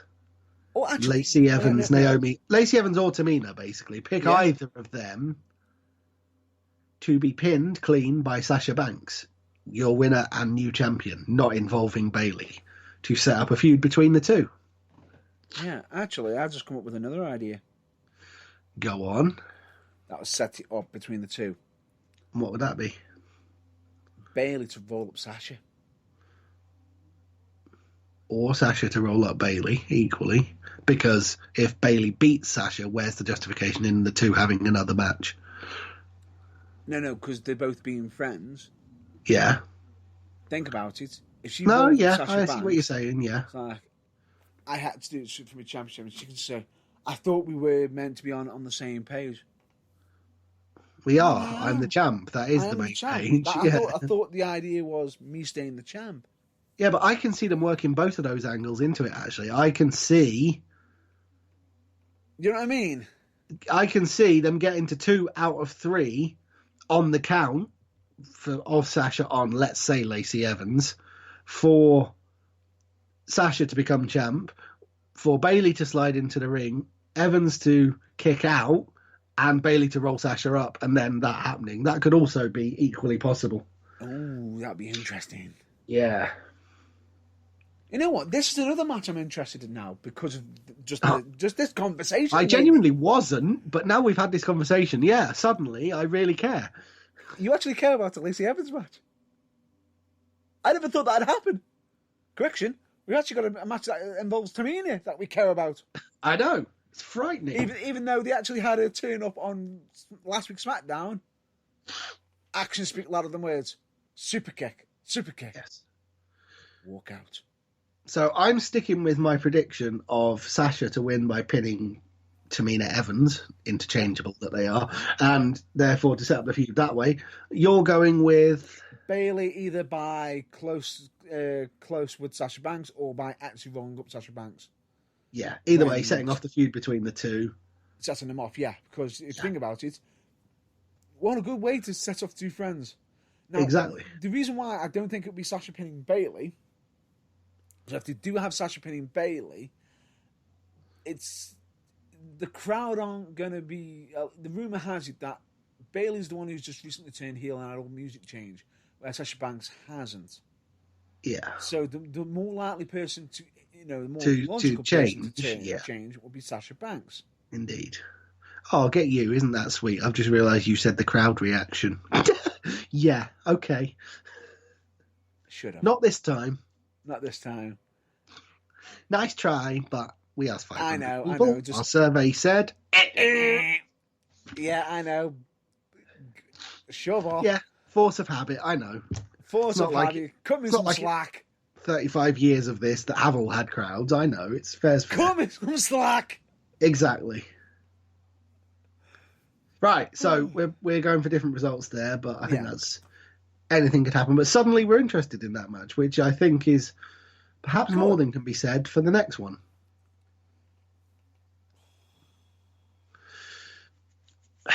John Cena versus The Fiend Bray Wyatt in a Firefly Bumhouse match. I want to see how far WWE are going to push this match with the camera work. Well, the thing is, they have the beauty of it not being live. And it being at a different location. So it can be recorded, edited, messed about with, and generally they can do it as many takes as they like. So I've got the feeling, #Swerve Shenanigans Overload. Yes. Is a Firefly Funhouse match basically a Sister Abigail house match? Yeah, it's basically a what's the word? What? It's just a hardcore match, isn't it? It's a different location. Yes. And we have no idea how it's a weapons den match or whatever it is that Abyss used to do in TNA, that kind of thing. Full Metal Mayhem, yeah, possibly, yeah. It's just a hardcore anything goes match. But like we say, due to the fact that they're super doubly don't have to show it on the night live, God knows what might happen. Yeah. Heaven only knows what will fart its way into Vince McMahon's brain and become the storyline for this one. But your prediction, please. If Cena wins, we riot, but I've still got the feeling he will for some ungodly reason. You're going with Cena? Unfortunately, yes, because actually, it depends. I'm going to go with either person in two circumstances. But you've got to pick one. I'm going with Cena if he's facing Bray Wyatt, and I'm going for The Fiend to win if he's facing The Fiend. It's The Fiend. In that case, I don't think even John Cena would try and take the wheels out from under The Fiend after the work that Bray Wyatt and WWE kind of did to kind of build him up that much. So you're changing your original prediction? Yes. Yeah, that's fine. I'll switch that now. I'm glad you saw the light. Well, it was John Cena at WrestleMania. At first I thought it couldn't be any other way, but then... If Cena does win... we riot. Sorry, what? This is basically saying The Fiend, Bray Wyatt, is killed off. It's basically taking another one of Bray Wyatt's efforts to get himself over and just going, try again, third time's the charm. I am the Eater of Souls. He's got the whole world in his Up hand. his ass. Sorry, what? The point being is, the first time Bray Wyatt was going against John Cena. Yeah. And this is the stupid thing about it. I actually like Cena versus Wyatt. It has the potential to be a very interesting match. No, regardless of it, when they do have a fucking crowd, first time they did it, how much hype was done on it? Yeah, quite a lot, and justifiably so. Of the feud, how much eerie did they add for Bray Wyatt and John They Cena? built it up massively. It was immense. Massively built it up for Cena to kill it. Right? Yeah. And that was with a massive crowd, but the hype was all real. Until this time round, they had the crowd for the hype for one show, and then you end up having to do promos, without the crowd there, and they've still got me invested in it. Yes, absolutely, I agree. Because you got Bray Wyatt coming out. Yeah, it's going to be a bloodbath, which is a little bit heelish. But you got Cena's turn around saying, I buried you. No, I didn't bury you. You didn't step up. Which can also be a little bit heelish. So it's blurring the lines a little bit. Yeah. It's great. It's almost like Cena's possibly feeding into his hate, maybe. I just possibly want Wyatt to win. And then Cena to return and go full-blown heel. And team up with Bray Wyatt and become the You Can't See Me of Worlds. I don't know, I just made that tag team name up. Can't see that happening. But anyway. No, it's not going to happen. I'm just... I've run out of sensible suggestions, so when you run out of sense, what's left is usually nonsense. True. This is going long, so I just want to get to the end now. Yeah. Anyway, point being is, we're both going with The Fiend, Bray Wyatt. Moving on to the next match. The next match, which is the Raw Women's Championship match, pitting incumbent and 1 year as champion Becky Lynch against the Vampire Neck Shredder Shayna Baszler. In case anybody wants to know what my colleague's referring to is during an attack from Shayna Baszler, is where she literally bit into Becky Lynch's neck. In a way that implied that she was actually going for the spinal cord. It was ridiculous.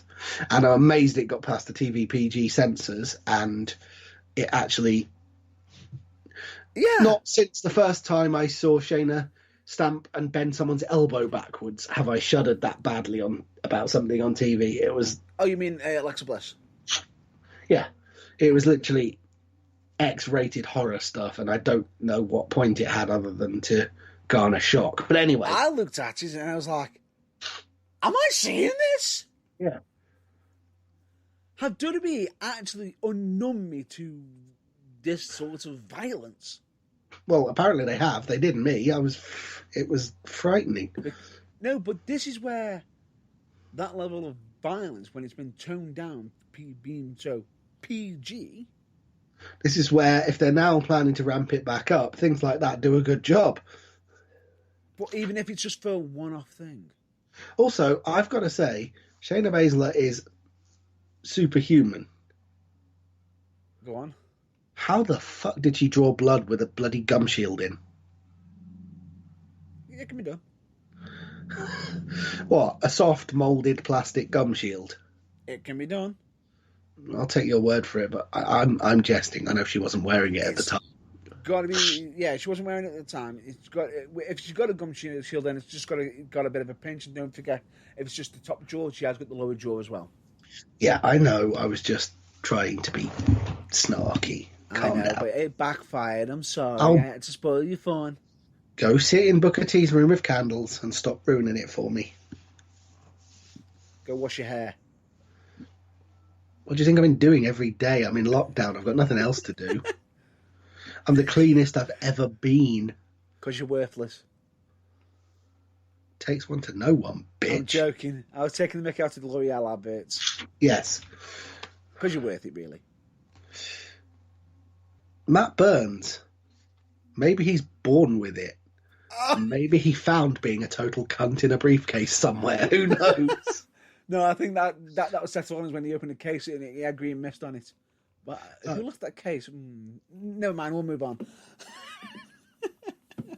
Yeah. Tajiri making a comeback at the age of 53. What? Anyway. Yeah. All part-time hobby vampirism aside, I think Shayna's going to win this one.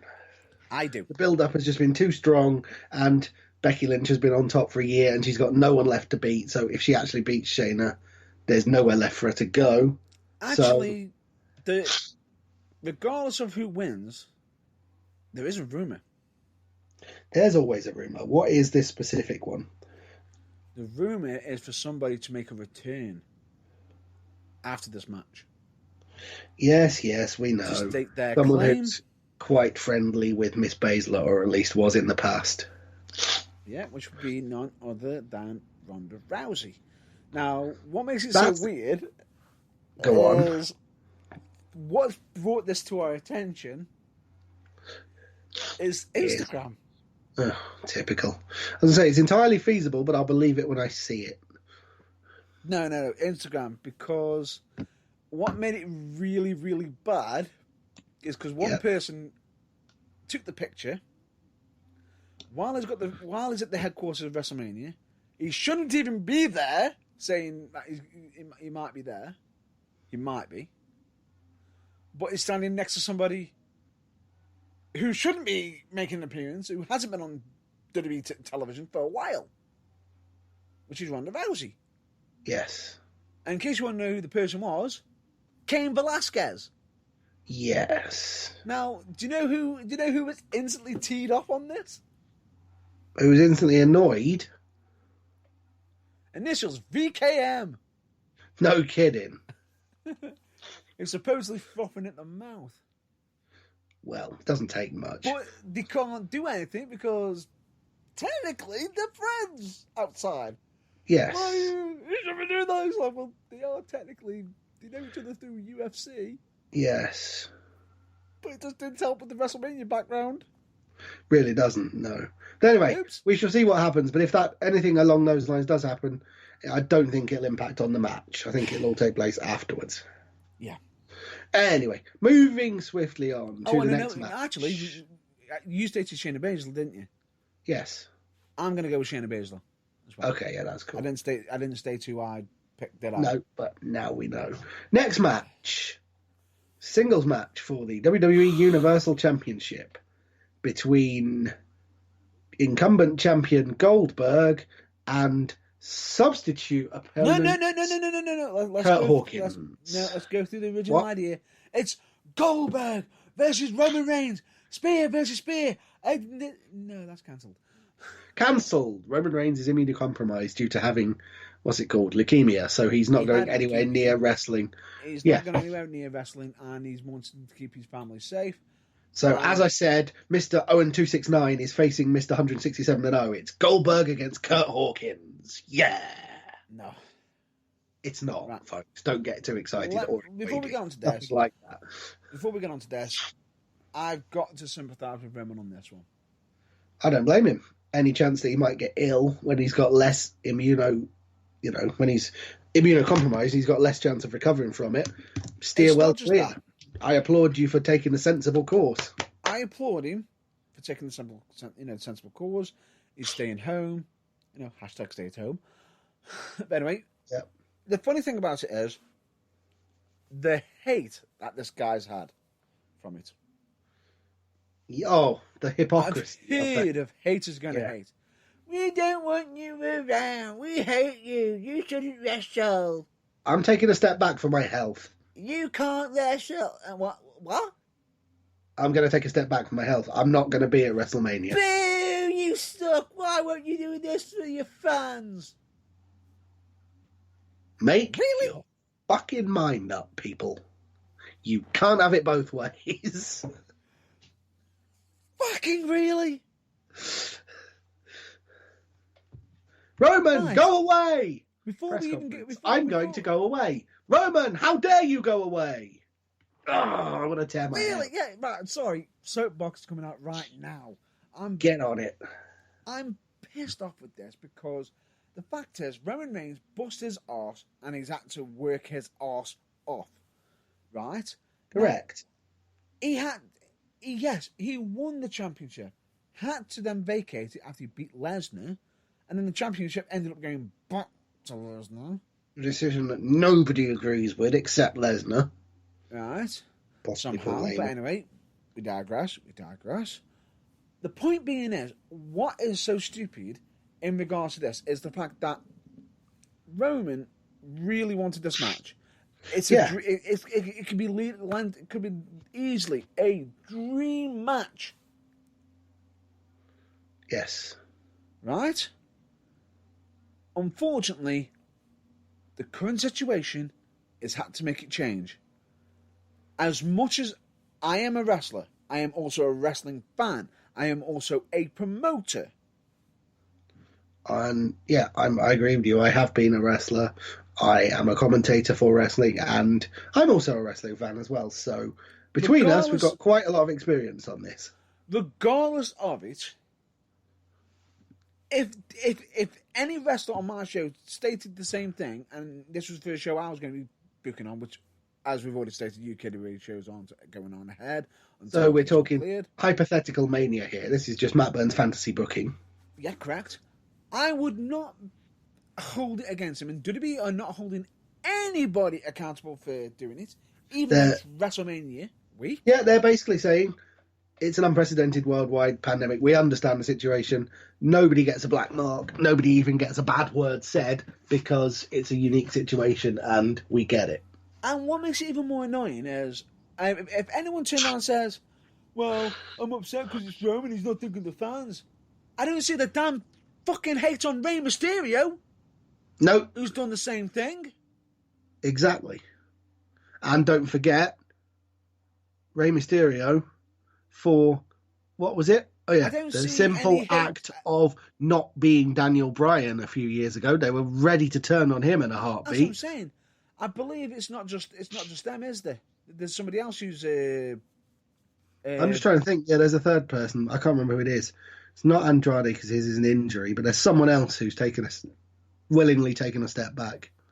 I believe you may Noah? Noah? What, as in him from the Bible? No. She used to be linked with Titus Worldwide. Oh, yes. Everyone's favourite former Titus Worldwide member, yes. Yeah, Dana Brooke has even had, basically turned around and said, "I'm self-isolating, but being safe." No hatred for her, but None at all. But then again, most people will probably turn around and say, "Where the fuck have you been?" Yeah, but then most people are Even self-centered pricks and have massive double standards. Correct. No better and I will state this expressed to you, than over Roman Reigns. And I will state this: Dana Brooke has been putting her heart and soul into wrestling and busting her arse. Yeah. So all credit to her, regardless of it. Regardless of it, she could have been at WrestleMania, but decided to for her own safety. Excuse me. For her own safety, she chose not to, and so credit her for that immensely. Immensely. Now, with Roman, he's made the right decision in this, regardless of it. It's for the belt. Everyone says you got to reach it to the top. Yes, the problem is he's just had a bout against leukemia. Yes. It's for the what, Mr. Wrestling Promoter Man? It's for the championship. Yes. The fact that it happens to have its origins in things that hold your trousers up doesn't mean you can call it that. Slap on the wrist for you. Sorry, Vince Kennedy McMahon. Oh, and don't say wrestling. I'll fucking damn well say it. Even if it is 1/3 of the name of the company, don't you dare say it. Wrestling. And half the name of the event. Wrestling. Don't care. All I'm just going to state... seriously, I don't care. It is wrestling. But it is a wrestling championship. Listen, I'll call it a belt or championship. Doesn't matter. It's just a personal grievance of mine. I'm not... It's fine. Anyway, point being is... The fact is, yes, it is for the main belt/championship. There you go for you. I just thought I'd just do that, just rub you the wrong way a little bit. Anyway, it's for the championship. Yes, fine. But if he actually does it, and he came down with an illness, he hasn't just got to sit there and think, great. He's got health. He's got a compromised immune system. He knackers WWE's plans because he wins and then has to immediately vacate the title. And it could end up possibly being... And his compromised immune system, means that he could be permanently damaged or dead as a result. And nobody wants that. Nobody. And on top of that, even if that isn't the case, if he does catch it, he won't know until he actually gets the symptoms. Which by then is then going home and possibly spreading it to his family. Yes, if he hasn't already continued to be in WWE circles and give it to half the roster as well first. Not through any malicious reason, just because he doesn't know. Now, a lot of people probably... I'll probably continue the subject after. But it's... Roman Reigns is putting his family first in regards to the situation. And it's something I'm going to cover after we've done WrestleMania predictions on how I think it could continue, potentially how the future could end up going. Yes. For wrestling. But anyway, point being is, Roman Reigns is not in this match, and so a replacement to fight Goldberg for the Universal Championship is needed. Yes. Now, it hasn't been officially stated on the WrestleMania Wikipedia page yet. It still says Roman Reigns on there. However, and I think it still says the same on WWE.com. I believe so. But this, as we stated earlier, is a pre-record. We recorded this on Thursday night. We expect that WWE will correct that on SmackDown tomorrow night. They'll either correct it on SmackDown or surprise everybody on the actual event. Yes, possibly with a video package of Roman from his house announcing that he's not taking part and that he's picked someone else. Who knows? Yeah. 100%. The point being is, regardless of it, it's just an unfortunate situation that has occurred, but they will get through it. Yes. And a successor has been picked, if not officially mentioned. Yes. So we will make our prediction based on that, whether or not it actually happens. We think it's certain enough that it will, but even if it doesn't, it was what was going to happen on the Thursday, which is when we recorded this, before the Saturday and Sunday of WrestleMania. So it was our best educated guess. Yes. That Goldberg's opponent would not be Roman Reigns, but would in fact be Braun Strowman. Braun Strowman. And on that basis, who do you predict to win? Really? Really? Really?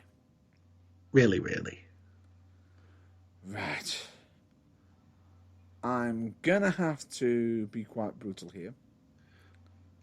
On the basis of the evening so far, go ahead. It's in good company. And as much as Braun Strowman is an amazing guy, big all-round guy, nice to see him in a WWE Championship belt, Finally. championship match. But this is for the big one. And there's a possibility of him winning it. And are you ready for this? Yeah. I don't think he is. Okay. Good. We differ on that. That's fantastic. And do you know why? Why? If he can't even... Well... He's the former Intercontinental Champion. A title which he held for what? 3.5 minutes? Couldn't even hold it for an entire month. Yeah. Did he hold it for a month? I think it was 26 days officially. I'll have to look this up. Please do. Which hurts my head massively. The fact that he is a walking behemoth. He's nearly 400 pounds of do not cross him because he'll rip you in half and then eat you, monster of a man. That's what I mean. You know, he's saying, get these hands. Well, it seems like anybody who does get the hands gets actually gold off him. Yes. At the moment, which is unfortunate in the extreme, but... It's just not working out. It's almost as if any momentum he gets, it gets wiped off him. Oh, he did hold it for a month. Oh, okay. 37 days, but did we register only 36? Which is a super showdown. Yeah. And he lost it in Elimination Chamber in a 3-on-1 handicap match. He did. And whoever got the pin got the championship. So why didn't Shinsuke and Cesaro be fighting for it? Trying to just no. Just no. Fair enough. I'm not doing this argument anymore. I'm not doing it. Fair enough. At On the least- basis that, yeah, it's a little bit of a thrown together secondary match, I think Goldberg will probably retain, as well, as bad as that is, for the continued and you ready for an interesting fact? of Braun Strowman. Yeah, go on. Braun Strowman. Excuse me. Bless you. Thank you. I hope it was into your arm. No, it was into a tissue because I have a box of them next to me after the earlier episode. Good lad. But anyway, as we continue, did you know that he has actually held that title? And I'll just mention some names for you. Yeah. And this will quite shock you. He has held it longer than Kurt Angle. Sorry, who are we talking about here? Intercontinental Champions. Yeah, Braun okay. Strowman has held it longer than Kurt Angle. What, at 30-odd days? 37 days, yeah. All right. 37/36. He's held it longer than Booker T. He's held it longer than Big Show. Mark Merrow. Albert. Also known as, what's his name? Johnny B. Bad. That's the one. Yeah. Albert. Nice. John Bradshaw Layfield. Really? Lance Storm, Luke Harper, D'Lo Brown, current champion Sami Zayn, Marty Jannetty, Billy Gunn, Rikishi, Road Dogg, Test, The Mountie, Zack Ryder, and Dean Douglas. Who? Yeah, okay. So he's held it, even though he's only held it for 37 days, 36 recognised by WWE, he's longer than all that many people. Not combined. No, but every single one of them had a reign shorter than 36 days. Yeah. But he was still a whole week short of the Godfather. So, you know. Yeah. And Daniel Bryan. Yes. And an extra week on CM Punk. Yeah. And he was 3 weeks shy of Ahmed Johnson. But let's not go there. Yeah, let's not go there. Anyway, point being is, a lot of people say, but that's a lengthy reign. It isn't, but... It was in the Attitude Era, 1997 to 2003. This is the modern era. When title reigns mean something, or are supposed to. What is it, the 24/7 title or something? Speaking of which, by the way, R-Truth is now the 35-time 24/7 champion. We know. 35 times.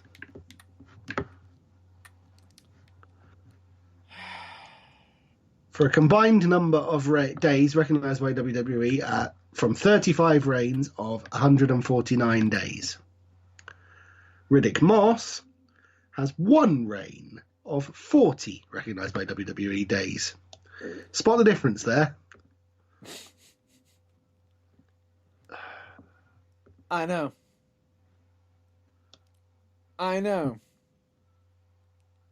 Anyway, it's bad. It's terrible. But yeah, Strowman's short Roman Intercontinental title was insanity. He's been thrown into this match. I'm sure he'll do great, but I don't think he'll win. So, Goldberg to win. Moving on. Oh, wait, no. What did you think? Wait, you gone for Goldberg?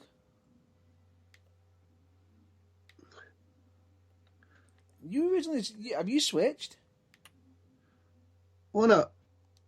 I don't recall. I know I said Roman Reigns, but since Roman Reigns isn't winning, No, you know, you isn't switched. in the match. Did I? Oh, okay. You switched. You originally said Braun. Well, I'd like Braun to win. That's heart, but head says Goldberg, so... So basically, I've convinced you.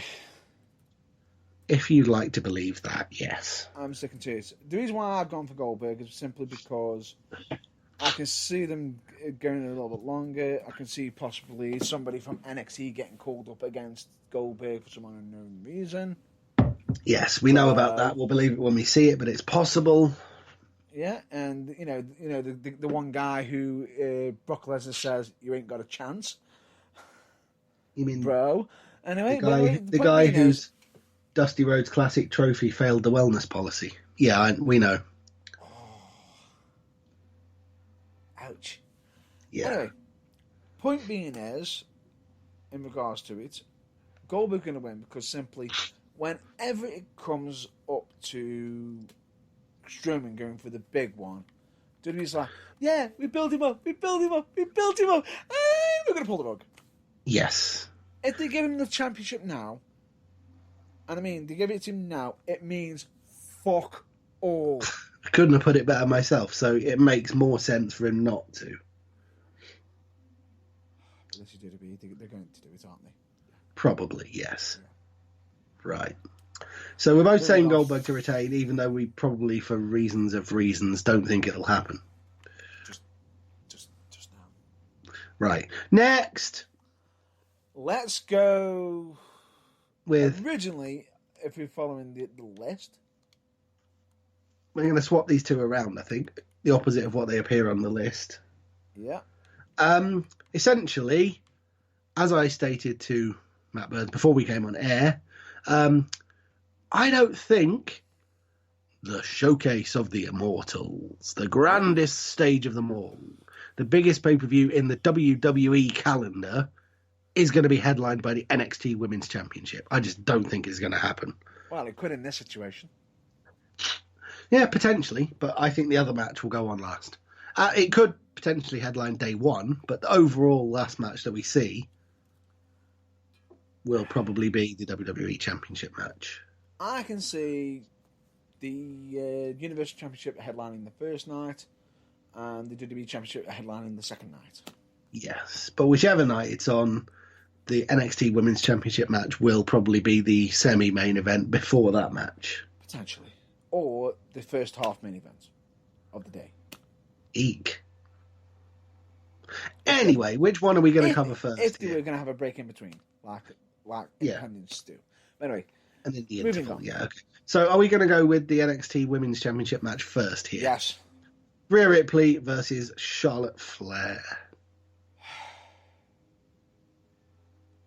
You do yours before I do mine. We are diametrically opposed on this, aren't we? Because I think anything other than Ripley retaining would be madness and insanity. So, as much as that means WWE are probably going to do it, I'm going for Ripley to retain. Right. My heart... Hashtag QSoapbox. My heart wants Rhea Ripley. As does mine. My heart is begging for Rhea Ripley to win. Yes. And preferably in as dominant a fashion as possible. Damn right. Are we going to get there? Are we boot? Are you predicting the same as me? No, I'm predicting that Rhea Ripley will win. Because I'm hoping if I predict hard enough, I might make it happen. I'm sorry, but I'm going to have to go against you on this one. I figured you might. This is one match where my head is literally ignoring my heart, and I can't loud enough. I can't ignore my head. And it sucks, but this is WWE, so I totally get why you think that. A lot of people are saying, "Really, you're going to go with Charlotte Flair?" Yes, I am predicting Charlotte Flair, and everyone's going, "Why are you predicting Charlotte Flair? Why are you predicting Charlotte Flair?" It's fucking Charlotte Flair. You mean Charlotte 600 reigns? It's Charlotte Flair. I'm sorry, but this is a person who keeps having short reigns. Right? Yeah. Why? Just so she can match up to her fucking father's record and possibly beat it? Yeah. And in this instance, if she does win, we do think that the reign is literally going to be until either the Monday night on Raw immediately after, or the Wednesday on NXT. Or the next takeover event. Well, I think it'll be the next weekly NXT. But anyway, it's going to be literally the shortest reign going. So that makes it doubly pointless, which is why I'm going for Ripley, for continuity's sake. Right. And everyone's saying, and why is that? Why are you going with Charlotte Flair? Simply because who was the rumoured original person to win the Royal Rumble? The women's one? That was right. Baszler. Yes. And why didn't that happen? Because Charlotte whinged. An attention-seeking... No, because rumour has it that WWE owed her one for her hard work and have been stating that things to her that she was going to be getting, but not providing. If you've ever heard such entitled bullshit in your life. Right. Now, I'm sorry. If that is true, how much are you fucking promising the WWE? Exactly. Why are you promising her the earth? Stop it. Do you keep promising her? As much as you can turn around saying, it's not like that, it's not like that, it's coming across as though, WWE are doing it, she's taking the reins, doing them the favours. If it is, so basically, the only way that Charlotte Flair can come out of this is if she turns around saying, I didn't want all them championship belts. I didn't want all them championship wins. I just wanted to have my championship be meaningful. And she needs to stand up and say that now. And don't get me wrong, something tells me she's not going to do that. Something tells me to her, being a good company person means doing exactly whatever shit they ask of her without question, however detrimental it is to her career, unfortunately. And what a better way to get people more focused on NXT than having a main roster wrestler having the NXT Championship.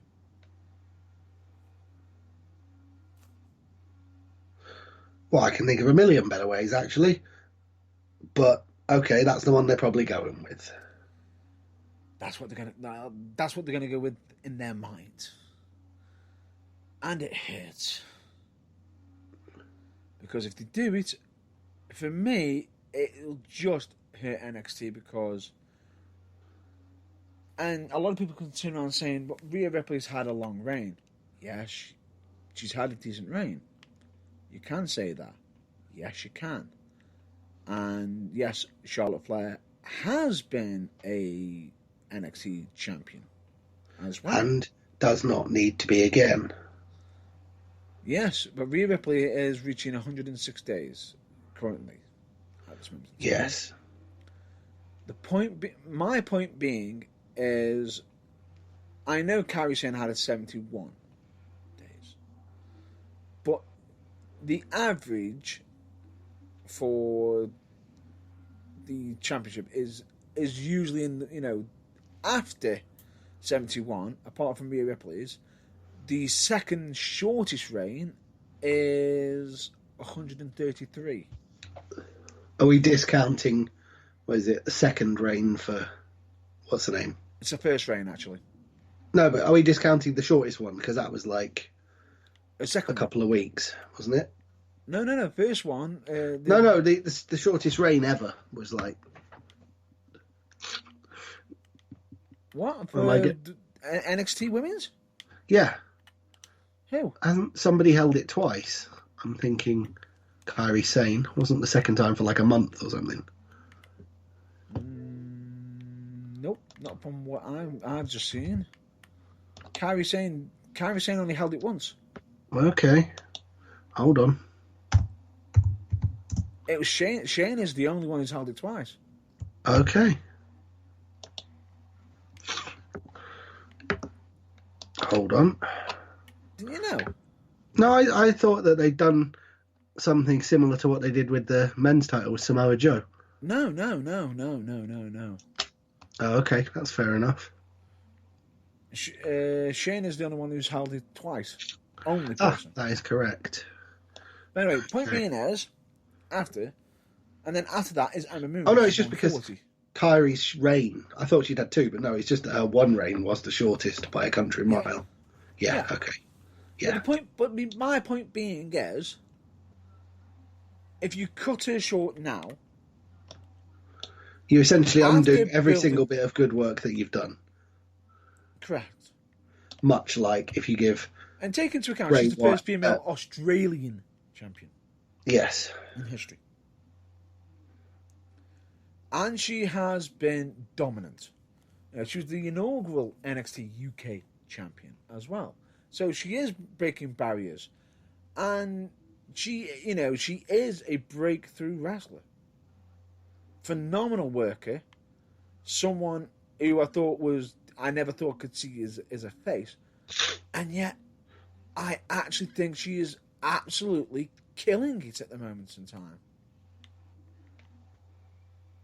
Yeah, I agree. Knocking it out the park.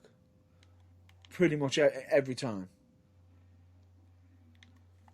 So with that, that's basically, it'd be a massive shame, but they're going to do it because it's Charlotte Flair. Because unfortunately, they're going to turn around and say, but we promised her, and we're going to deliver because she works hard for us. Yes, she does. But when you are downtrodden all your brands, name me a division where Charlotte hasn't fucking taken over. Yeah, it's the one that she's now going to peel over. Which sucks. But what can you do? And what makes it so stupid is, you've got a strong division in NXT. Have you ever? And it's getting added to all the time by more and more people that keep it strong as well. All the time. Now, the problem that they have on the main roster, I'm not even going to say main roster anymore, because the problem that they have on Raw and SmackDown is, as soon as Charlotte's on it, let's say push Charlotte in. Push Charlotte. Lately, it's just been She's nice. Literally... It's just been nice as Charlotte has been in the picture. Absolutely. Charlotte's not going to be in the picture. It's You know, somebody else got the chance. You know, we've got Becky Lynch who's getting to shine without Charlotte Flair being in a championship. Oh, wait, fuck. Oh, bugger it. Never mind. It was the thought that counted. Right, Somehow, even when she hasn't got a way of getting into a championship, she's found a fucking way to get into a yeah, it sucks, but what can you do? Outsourcing to another brand. You're going to go with Rhea Ripley. I'm going to go with Charlotte Flair because it's Charlotte Flair. Yeah. Right. Let's get on to the final match because it does feel like we've been doing this forever and people have got lives to live. I mean, I know they're in lockdown and they haven't got anywhere to go, but Jesus, I feel like we've been shouting at them for hours. It's WrestleMania week. Yeah, it is WrestleMania. It's once a year, so it's got to be done. But yeah, let's get on to the final match. It's probably one of the very few ones where we're going over 2 hours. Well, WrestleMania itself is probably going to be 6.5, 7 hours over the 2 days. So yeah. Anyway, we'll speed it up now because you are getting pretty close to our time slot. Yes. So basically, the last match on the list is the singles match for the WWE Championship: Brock Lesnar versus Drew McIntyre. And as far as I'm concerned, there can only be one winner here. There can only be one winner. You don't do this winner, you will have absolutely, truly, and fucked up WWE. Royally and forever. Do not do what the rumoured speculation is. You do that, I guarantee, I will promise you, you are then burying your entire roster. You are proving Jake the Snake Roberts fucking right in the fact that you are burying the entire roster by keeping the championship belt on fucking Lesnar. I will go so far as to say, all right, it's not much of a promise because I don't watch it anyway, but I will never watch main roster WWE again if Lesnar retains. If Lesnar retains, it just says WWE has no faith in anybody. In anybody but Mr. Part-Time. Who's not even turning up. And everyone's turning around saying, why is that? Why is that? Yes, Lesnar is a big deal. Yes, I know some people are saying, I love Lesnar. You know, it's very nice to see him on now and again.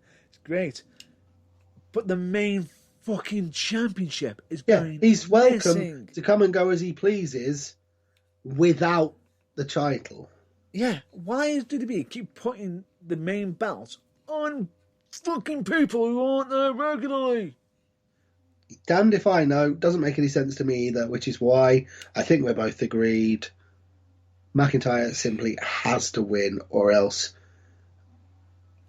120,000 non-existent people in the empty arena will all riot. Correct. I 100% agree. However, I have got to state the rumour. The rumour is that that's not going to happen, isn't it?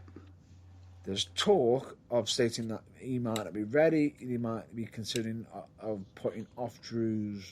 Not ready. He's been in WWE 10 years. How much readier does he need to be?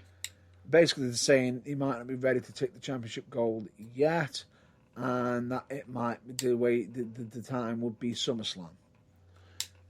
To which I say, bullshit. Don't put it off. And to make it even worse, the way they're going to do it. Go on. Has it they're going to have Rowan caught in the match. Really? All because Drew threw the stairs at his friend, the Spider. It better not happen. It really better not. But this is WWE, so... If this happens, you will have then absolutely just taken any momentum from Drew entirely. And put it in the same, haha, you're never seeing that again, loser, bucket as they have for Braun Strowman, and if he loses, Bray Wyatt as well. And he's over. You've got him going 3, 2, 1. Oof. Yeah. When the crowd was there. He is very, very over, and wasting that does seem... He has got himself... wasteful as hell. And I believe even Brock's been putting him over on Raw. Yeah, which is why... Do it. He needs to continue and finish the job. Finish the job. Give him the push. And what makes it even weirder is he could legitimately make it crumble on Lesnar. He is a big dude. Just take into account he is one of the few guys on the current WWE roster who you look at and you think, in a one-on-one fight with Brock Lesnar, he stands a genuine chance. He stands a genuine chance. Just take into account, look how he eliminated him. I was just going to say, look how easy he made eliminating Lesnar from the Rumble. Look, bang, Claymore kick. I have never seen anybody go out that way. Not even Lesnar. No. It was like, did that just happen? Well, no, in my case, it was thank fuck that just happened. Now we might actually get a Rumble worth watching. But yes, I get your point. That's what I mean. It was just, holy crap. It was absolutely amazing. Yeah.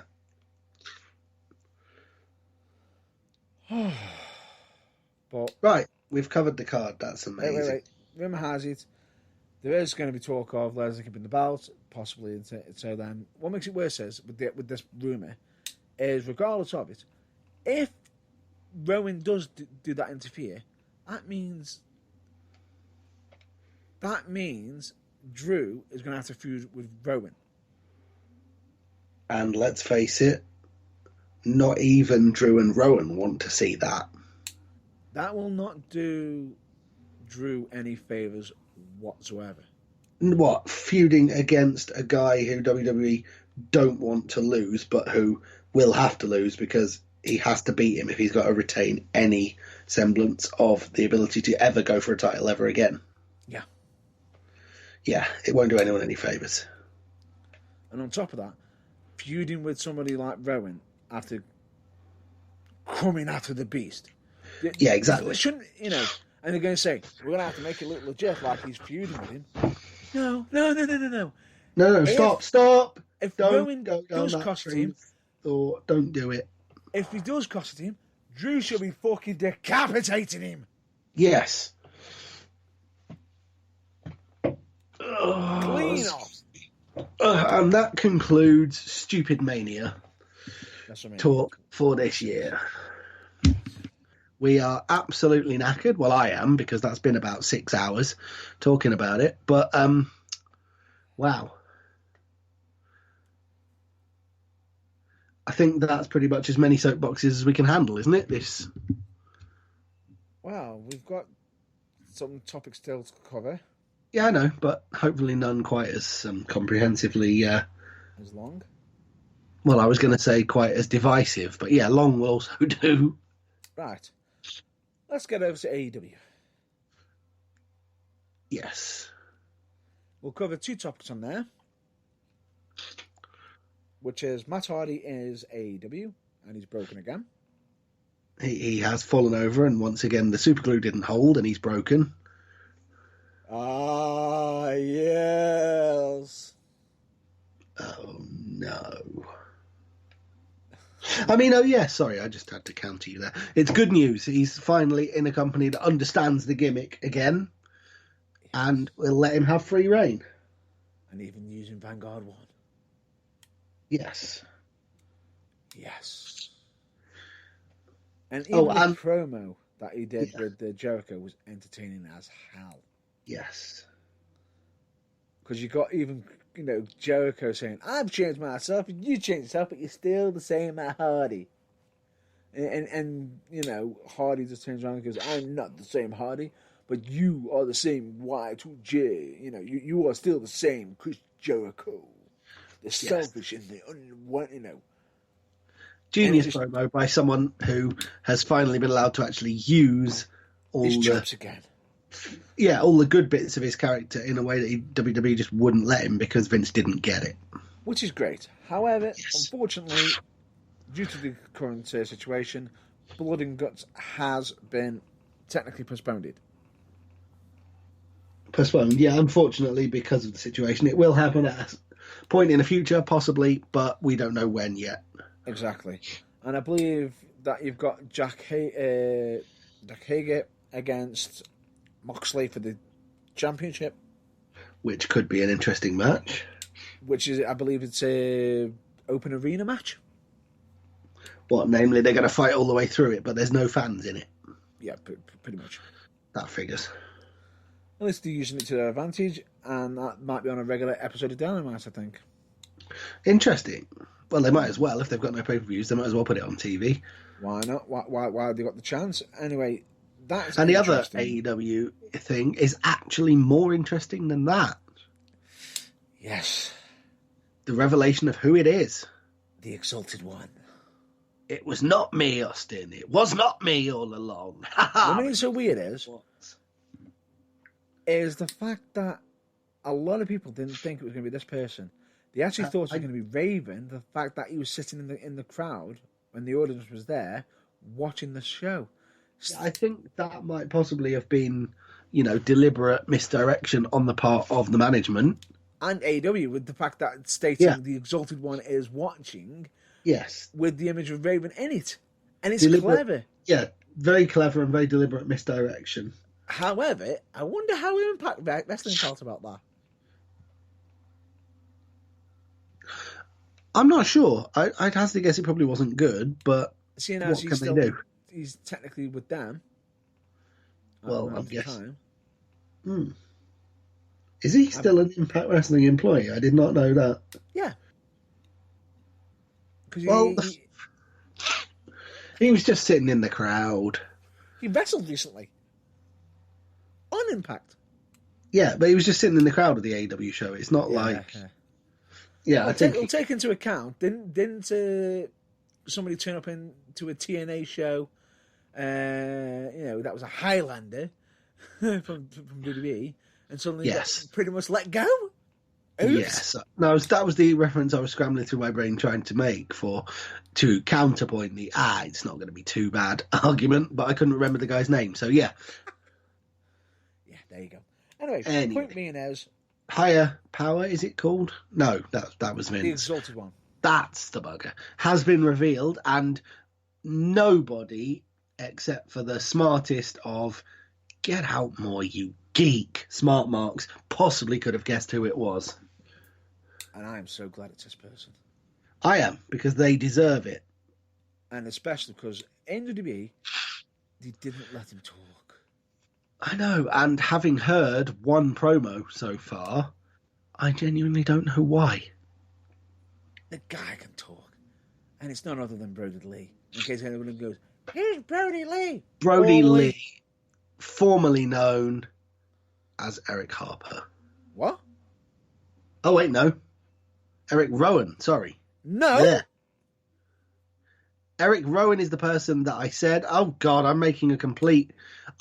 making a royal Mike Adamley of this. I apologise. Formerly known as Luke Harper. Correct, Luke Harper. Jesus. If he was here, he would be kicking your ass out. Quite rightly. Jesus wept. He was saying, it's Mr. Brody. Yeah, that's my Mike Adamley moment of the week. Niche fans of crap wrestling. Anyway, point being is, Brody Lee has been quite interesting. Having a finishing move that's close to Bray Wyatt's. Even if it doesn't necessarily need to be. You just, personally, discus clothesline. Nail it. He does it well. He does it perfectly well enough. Yeah, that's quite right. But the gimmick itself, he's cutting into the bone. Just a little bit. Stating that he doesn't like people eating when he's eating, and they have to wait until he's done and kick people out of the room. Thinly veiled attack on a former employer of his. I think we can work out who. And the fact that he's also states he hates people sneezing. If anybody yawns in his interviews, anybody gets his name wrong.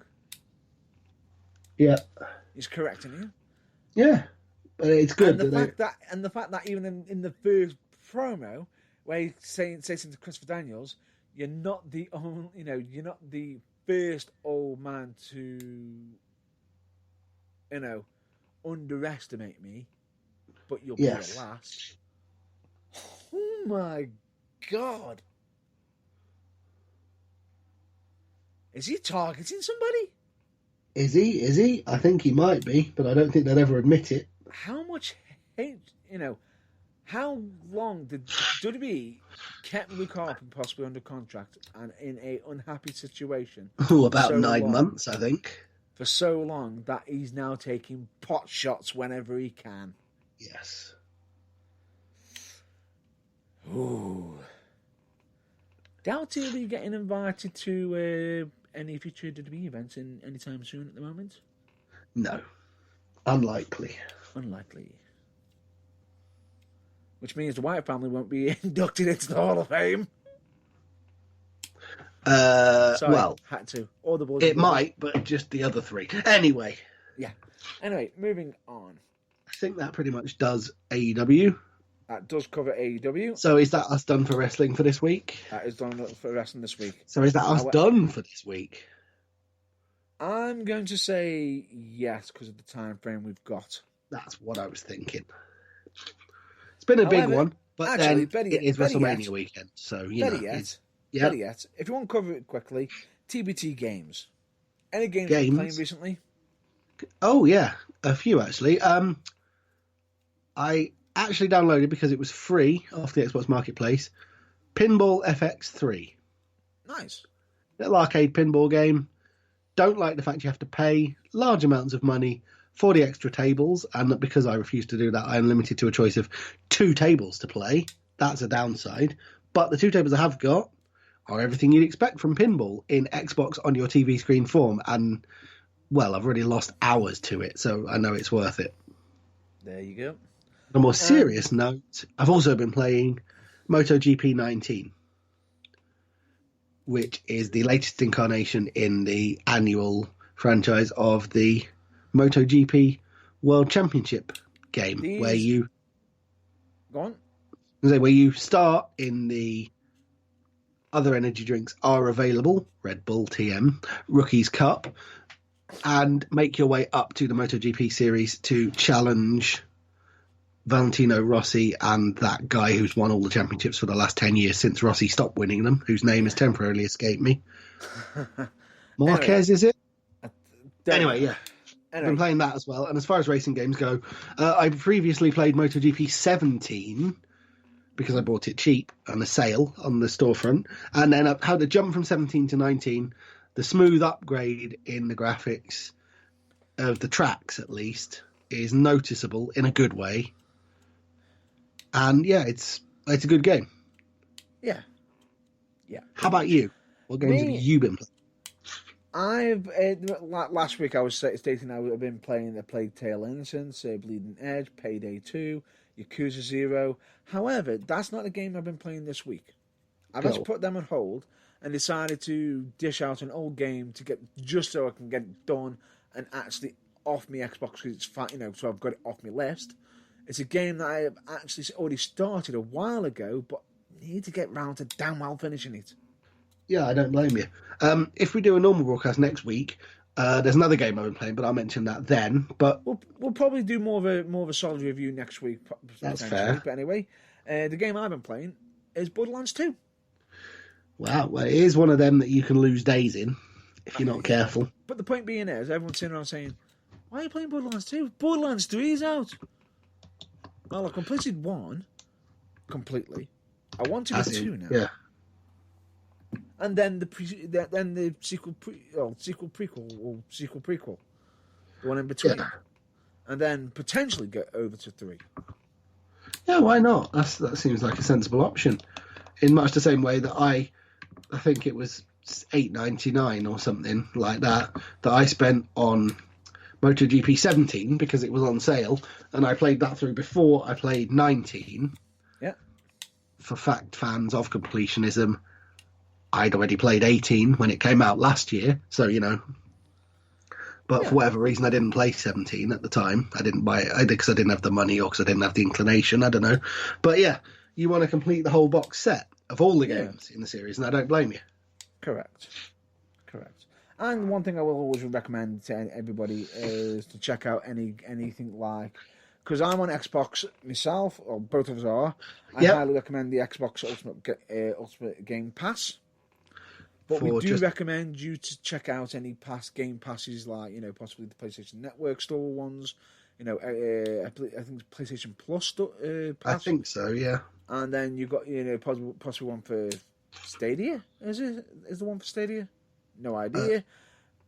But I'm pretty sure that there'll be probably some deals on Steam and possibly almost certainly on your PC platforms, be it either Epic Games or whatever. There'll probably be massive deals on there as such. But we always recommend you check out these amazing deals. Yeah, for example, if you're like me, a massive fan of driving games, I believe just your standard games with gold that you get for your Xbox Live Gold subscription has Project Cars 2 for free at the moment, which I cannot recommend highly enough. Yeah. Been a while since I played it because it's been out a couple of years now, but might do a review of that retrospectively in the future as well, because it's well worth playing if you in any way like driving games. Couldn't have said that better myself. And on top of that, basically, that's TBT Games. Yes, we know that we've only just mentioned what we've been playing, not what we've actual reviews. We haven't done enough to cover a review as of yet. Hopefully, we will get round to that, be able to cover some interesting reviews if we can. Yes, in the near future. In the near future. That aside, TBTV, yes, last week I stated that I've been watching Steven Universe and Steven Universe Future. Well, I haven't caught up yet on all the Steven Universe, and I'm still not up to date on My Hero Academia as of yet. I have been quite busy with other stuff and other projects. Yeah, that's fair enough. There is one series I do actually recommend. I haven't completed it yet, but I am getting near to completing it. And what would that be? That would be on Netflix. It's a show that's Netflix exclusive. Okay. Car Masters, Rust to Riches. I saw that. I watched the trailer. It immediately went on my to-watch list, but it's in there fighting with 500 other things, and I just haven't got around to it yet. But you're saying I probably should put it to the top of the list, are you? Put it at the top of the list now. Impressive. It's that good, eh? Now. Right. Fair enough. I mean, after this is finished, I want you watching it. Fair enough. Well, not immediately, because I've got about 4 episodes of MasterChef to catch up with first. Priorities. It's that good. And I'm also halfway through season 4 of The Blacklist. You'll be there forever with Blacklist. I get on to Car Masters. It's 2 seasons. Yeah, I know. But like I say, I will watch it. But that's just what I've been watching so far, which is why I haven't got around to it yet. It's actually a fairly short. Seasons. Yeah, was it like 8 or 10 episodes? 8 episodes per season. That's not too bad. Yeah, I will definitely put it on my list. Highly recommend it, 100%.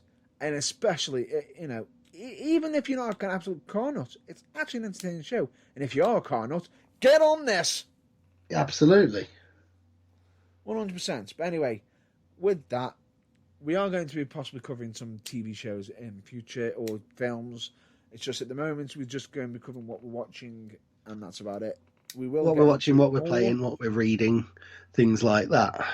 We will go into further details for TBT Games and TBT TV in the upcoming weeks, because here's the thing. Wrestling is going to be coming down to us even slower, and I believe that WWE are going to be getting told to cut it down even more, because there's been less and less fans watching it. Yeah, and if they do record anything, it'll be in the performance centre or possibly at Full Sail, behind closed doors kind of way, with nobody watching anyway. So, correct. And the reason being, apologies for the cough. Yes, I have got my hand sanitizer on hand already. Lovely. All I'm just going to state is this. In regards to the whole wrestling thing, it needs to come to a bit of a hold, and a lot of people are probably not watching without the crowd. It's either because the crowd are not there, or are they probably thinking safety for the workers? And this is where I think where Roman's got the right idea by staying at home. Yes. is the fact that WWE are having him do wrestling shows to keep going a hazard to their health. Ooh. Why have you dropped that now? 6 hours into this broadcast. That's a whole topic that we could have another whole show about in the future. That's in the coming what I'm weeks. going to say. Possibly we can save that for another episode. But it's an interesting one. It certainly is.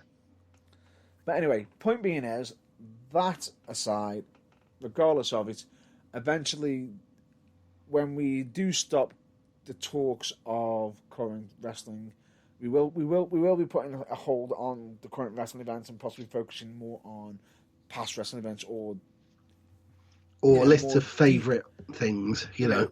Lists of favourite things or deep delve topics, case in point, like the one I just mentioned or other stuff, potentially.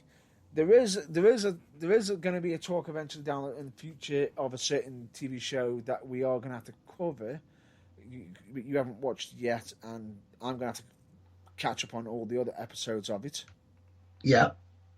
Which is, I'll mention the show name, which is The Dark Side of the Ring, which it comes on TBT TV, but also wrestling as well.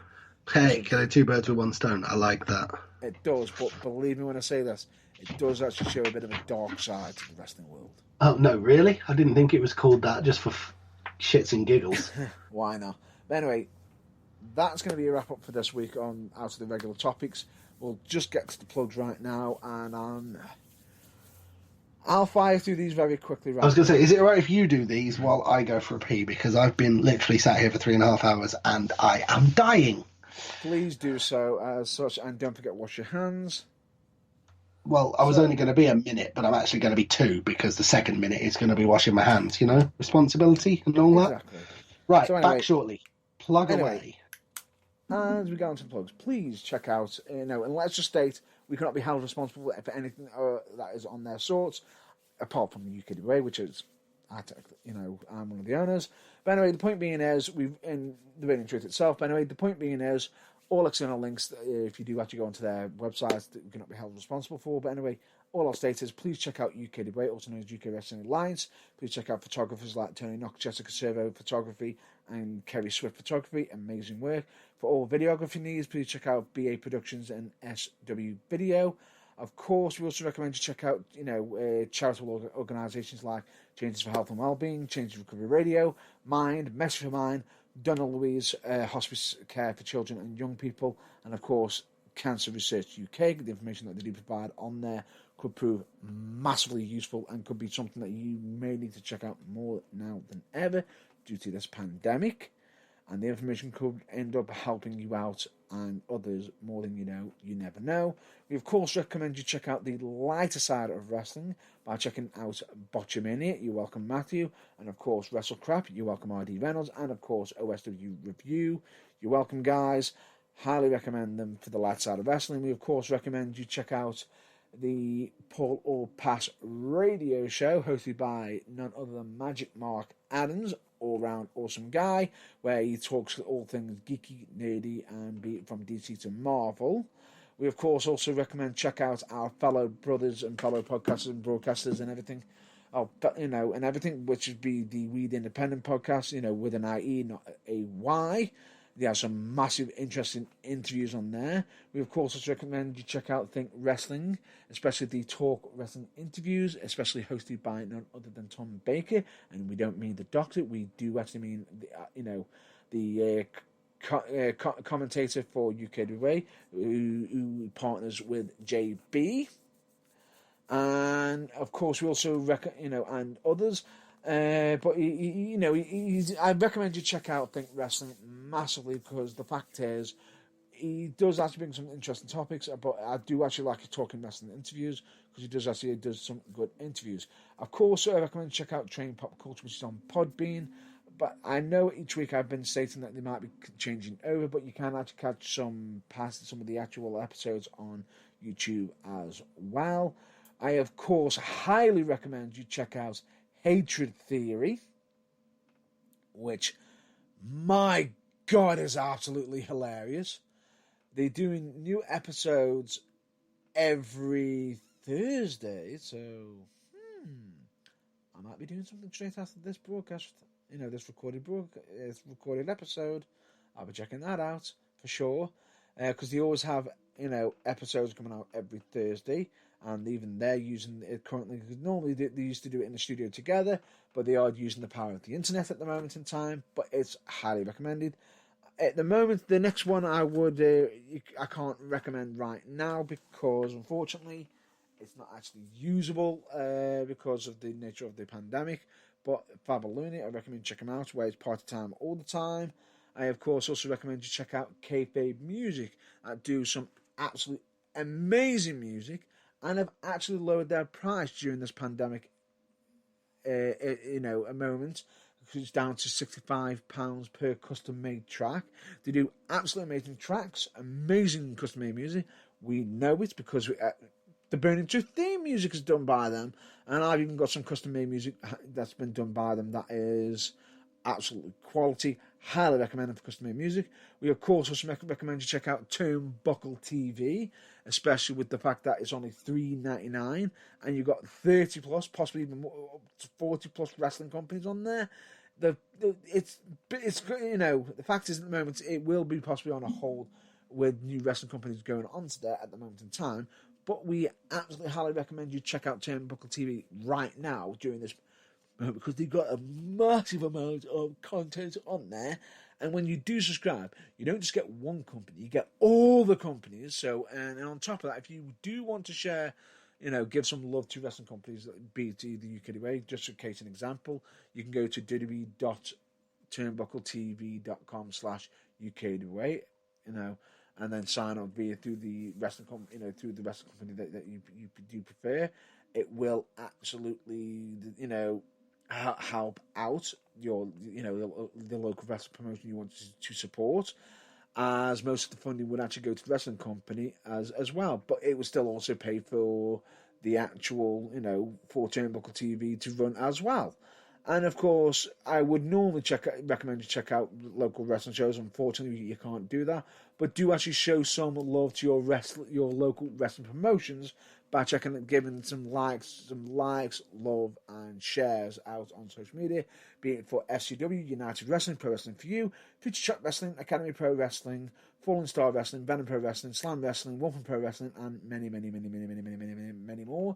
And in case I haven't got them listed down, you want to find out where there's more of them, check out Babyface Wrestling app, where you can check out potentially all your local wrestling promotions and local and wrestlers as such.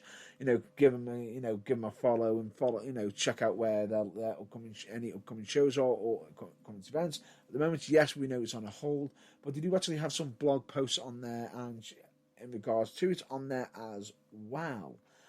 But the best thing about it is that Babyface Wrestling app is for free. Yes, it is completely free. So you don't be missing out on that. Of course, we recommend you check out the Burning Truth website, which is www.theburningtruthuk.com. And you know what's on there as such. I can go through it all day as much. But let me just state out all the links that are on the links page. We cannot be held responsible for external links, as we do not have any control and cannot be held responsible for. Yes, we recommend you check out our social media, be it Facebook, Twitter, YouTube, Instagram, and yes, we do have past episodes on Spotify. We'll hopefully get some more up on there soon. And that is a wrap up for this week for the plugs.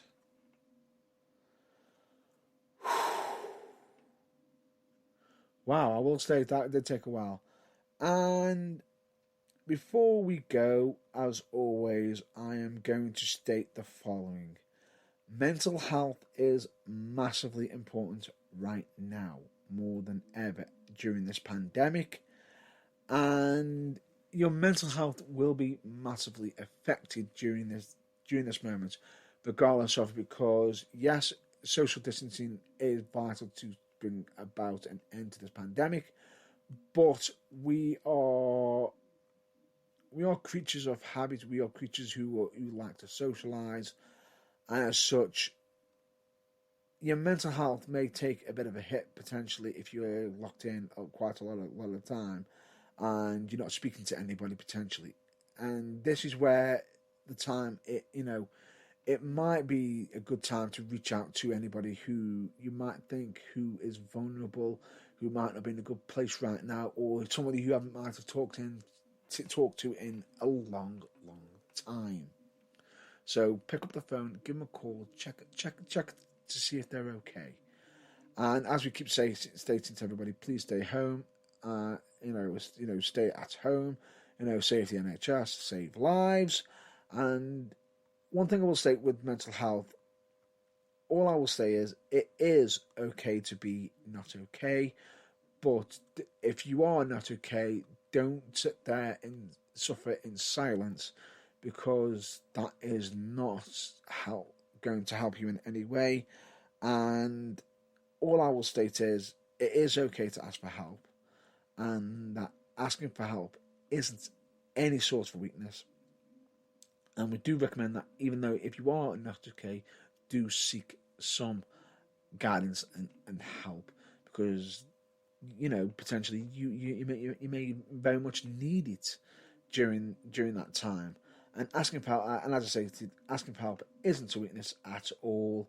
And you could very well find out you are more cared for, more loved, and people may already know that you are in a bad situation, but are waiting for you to mention it to them.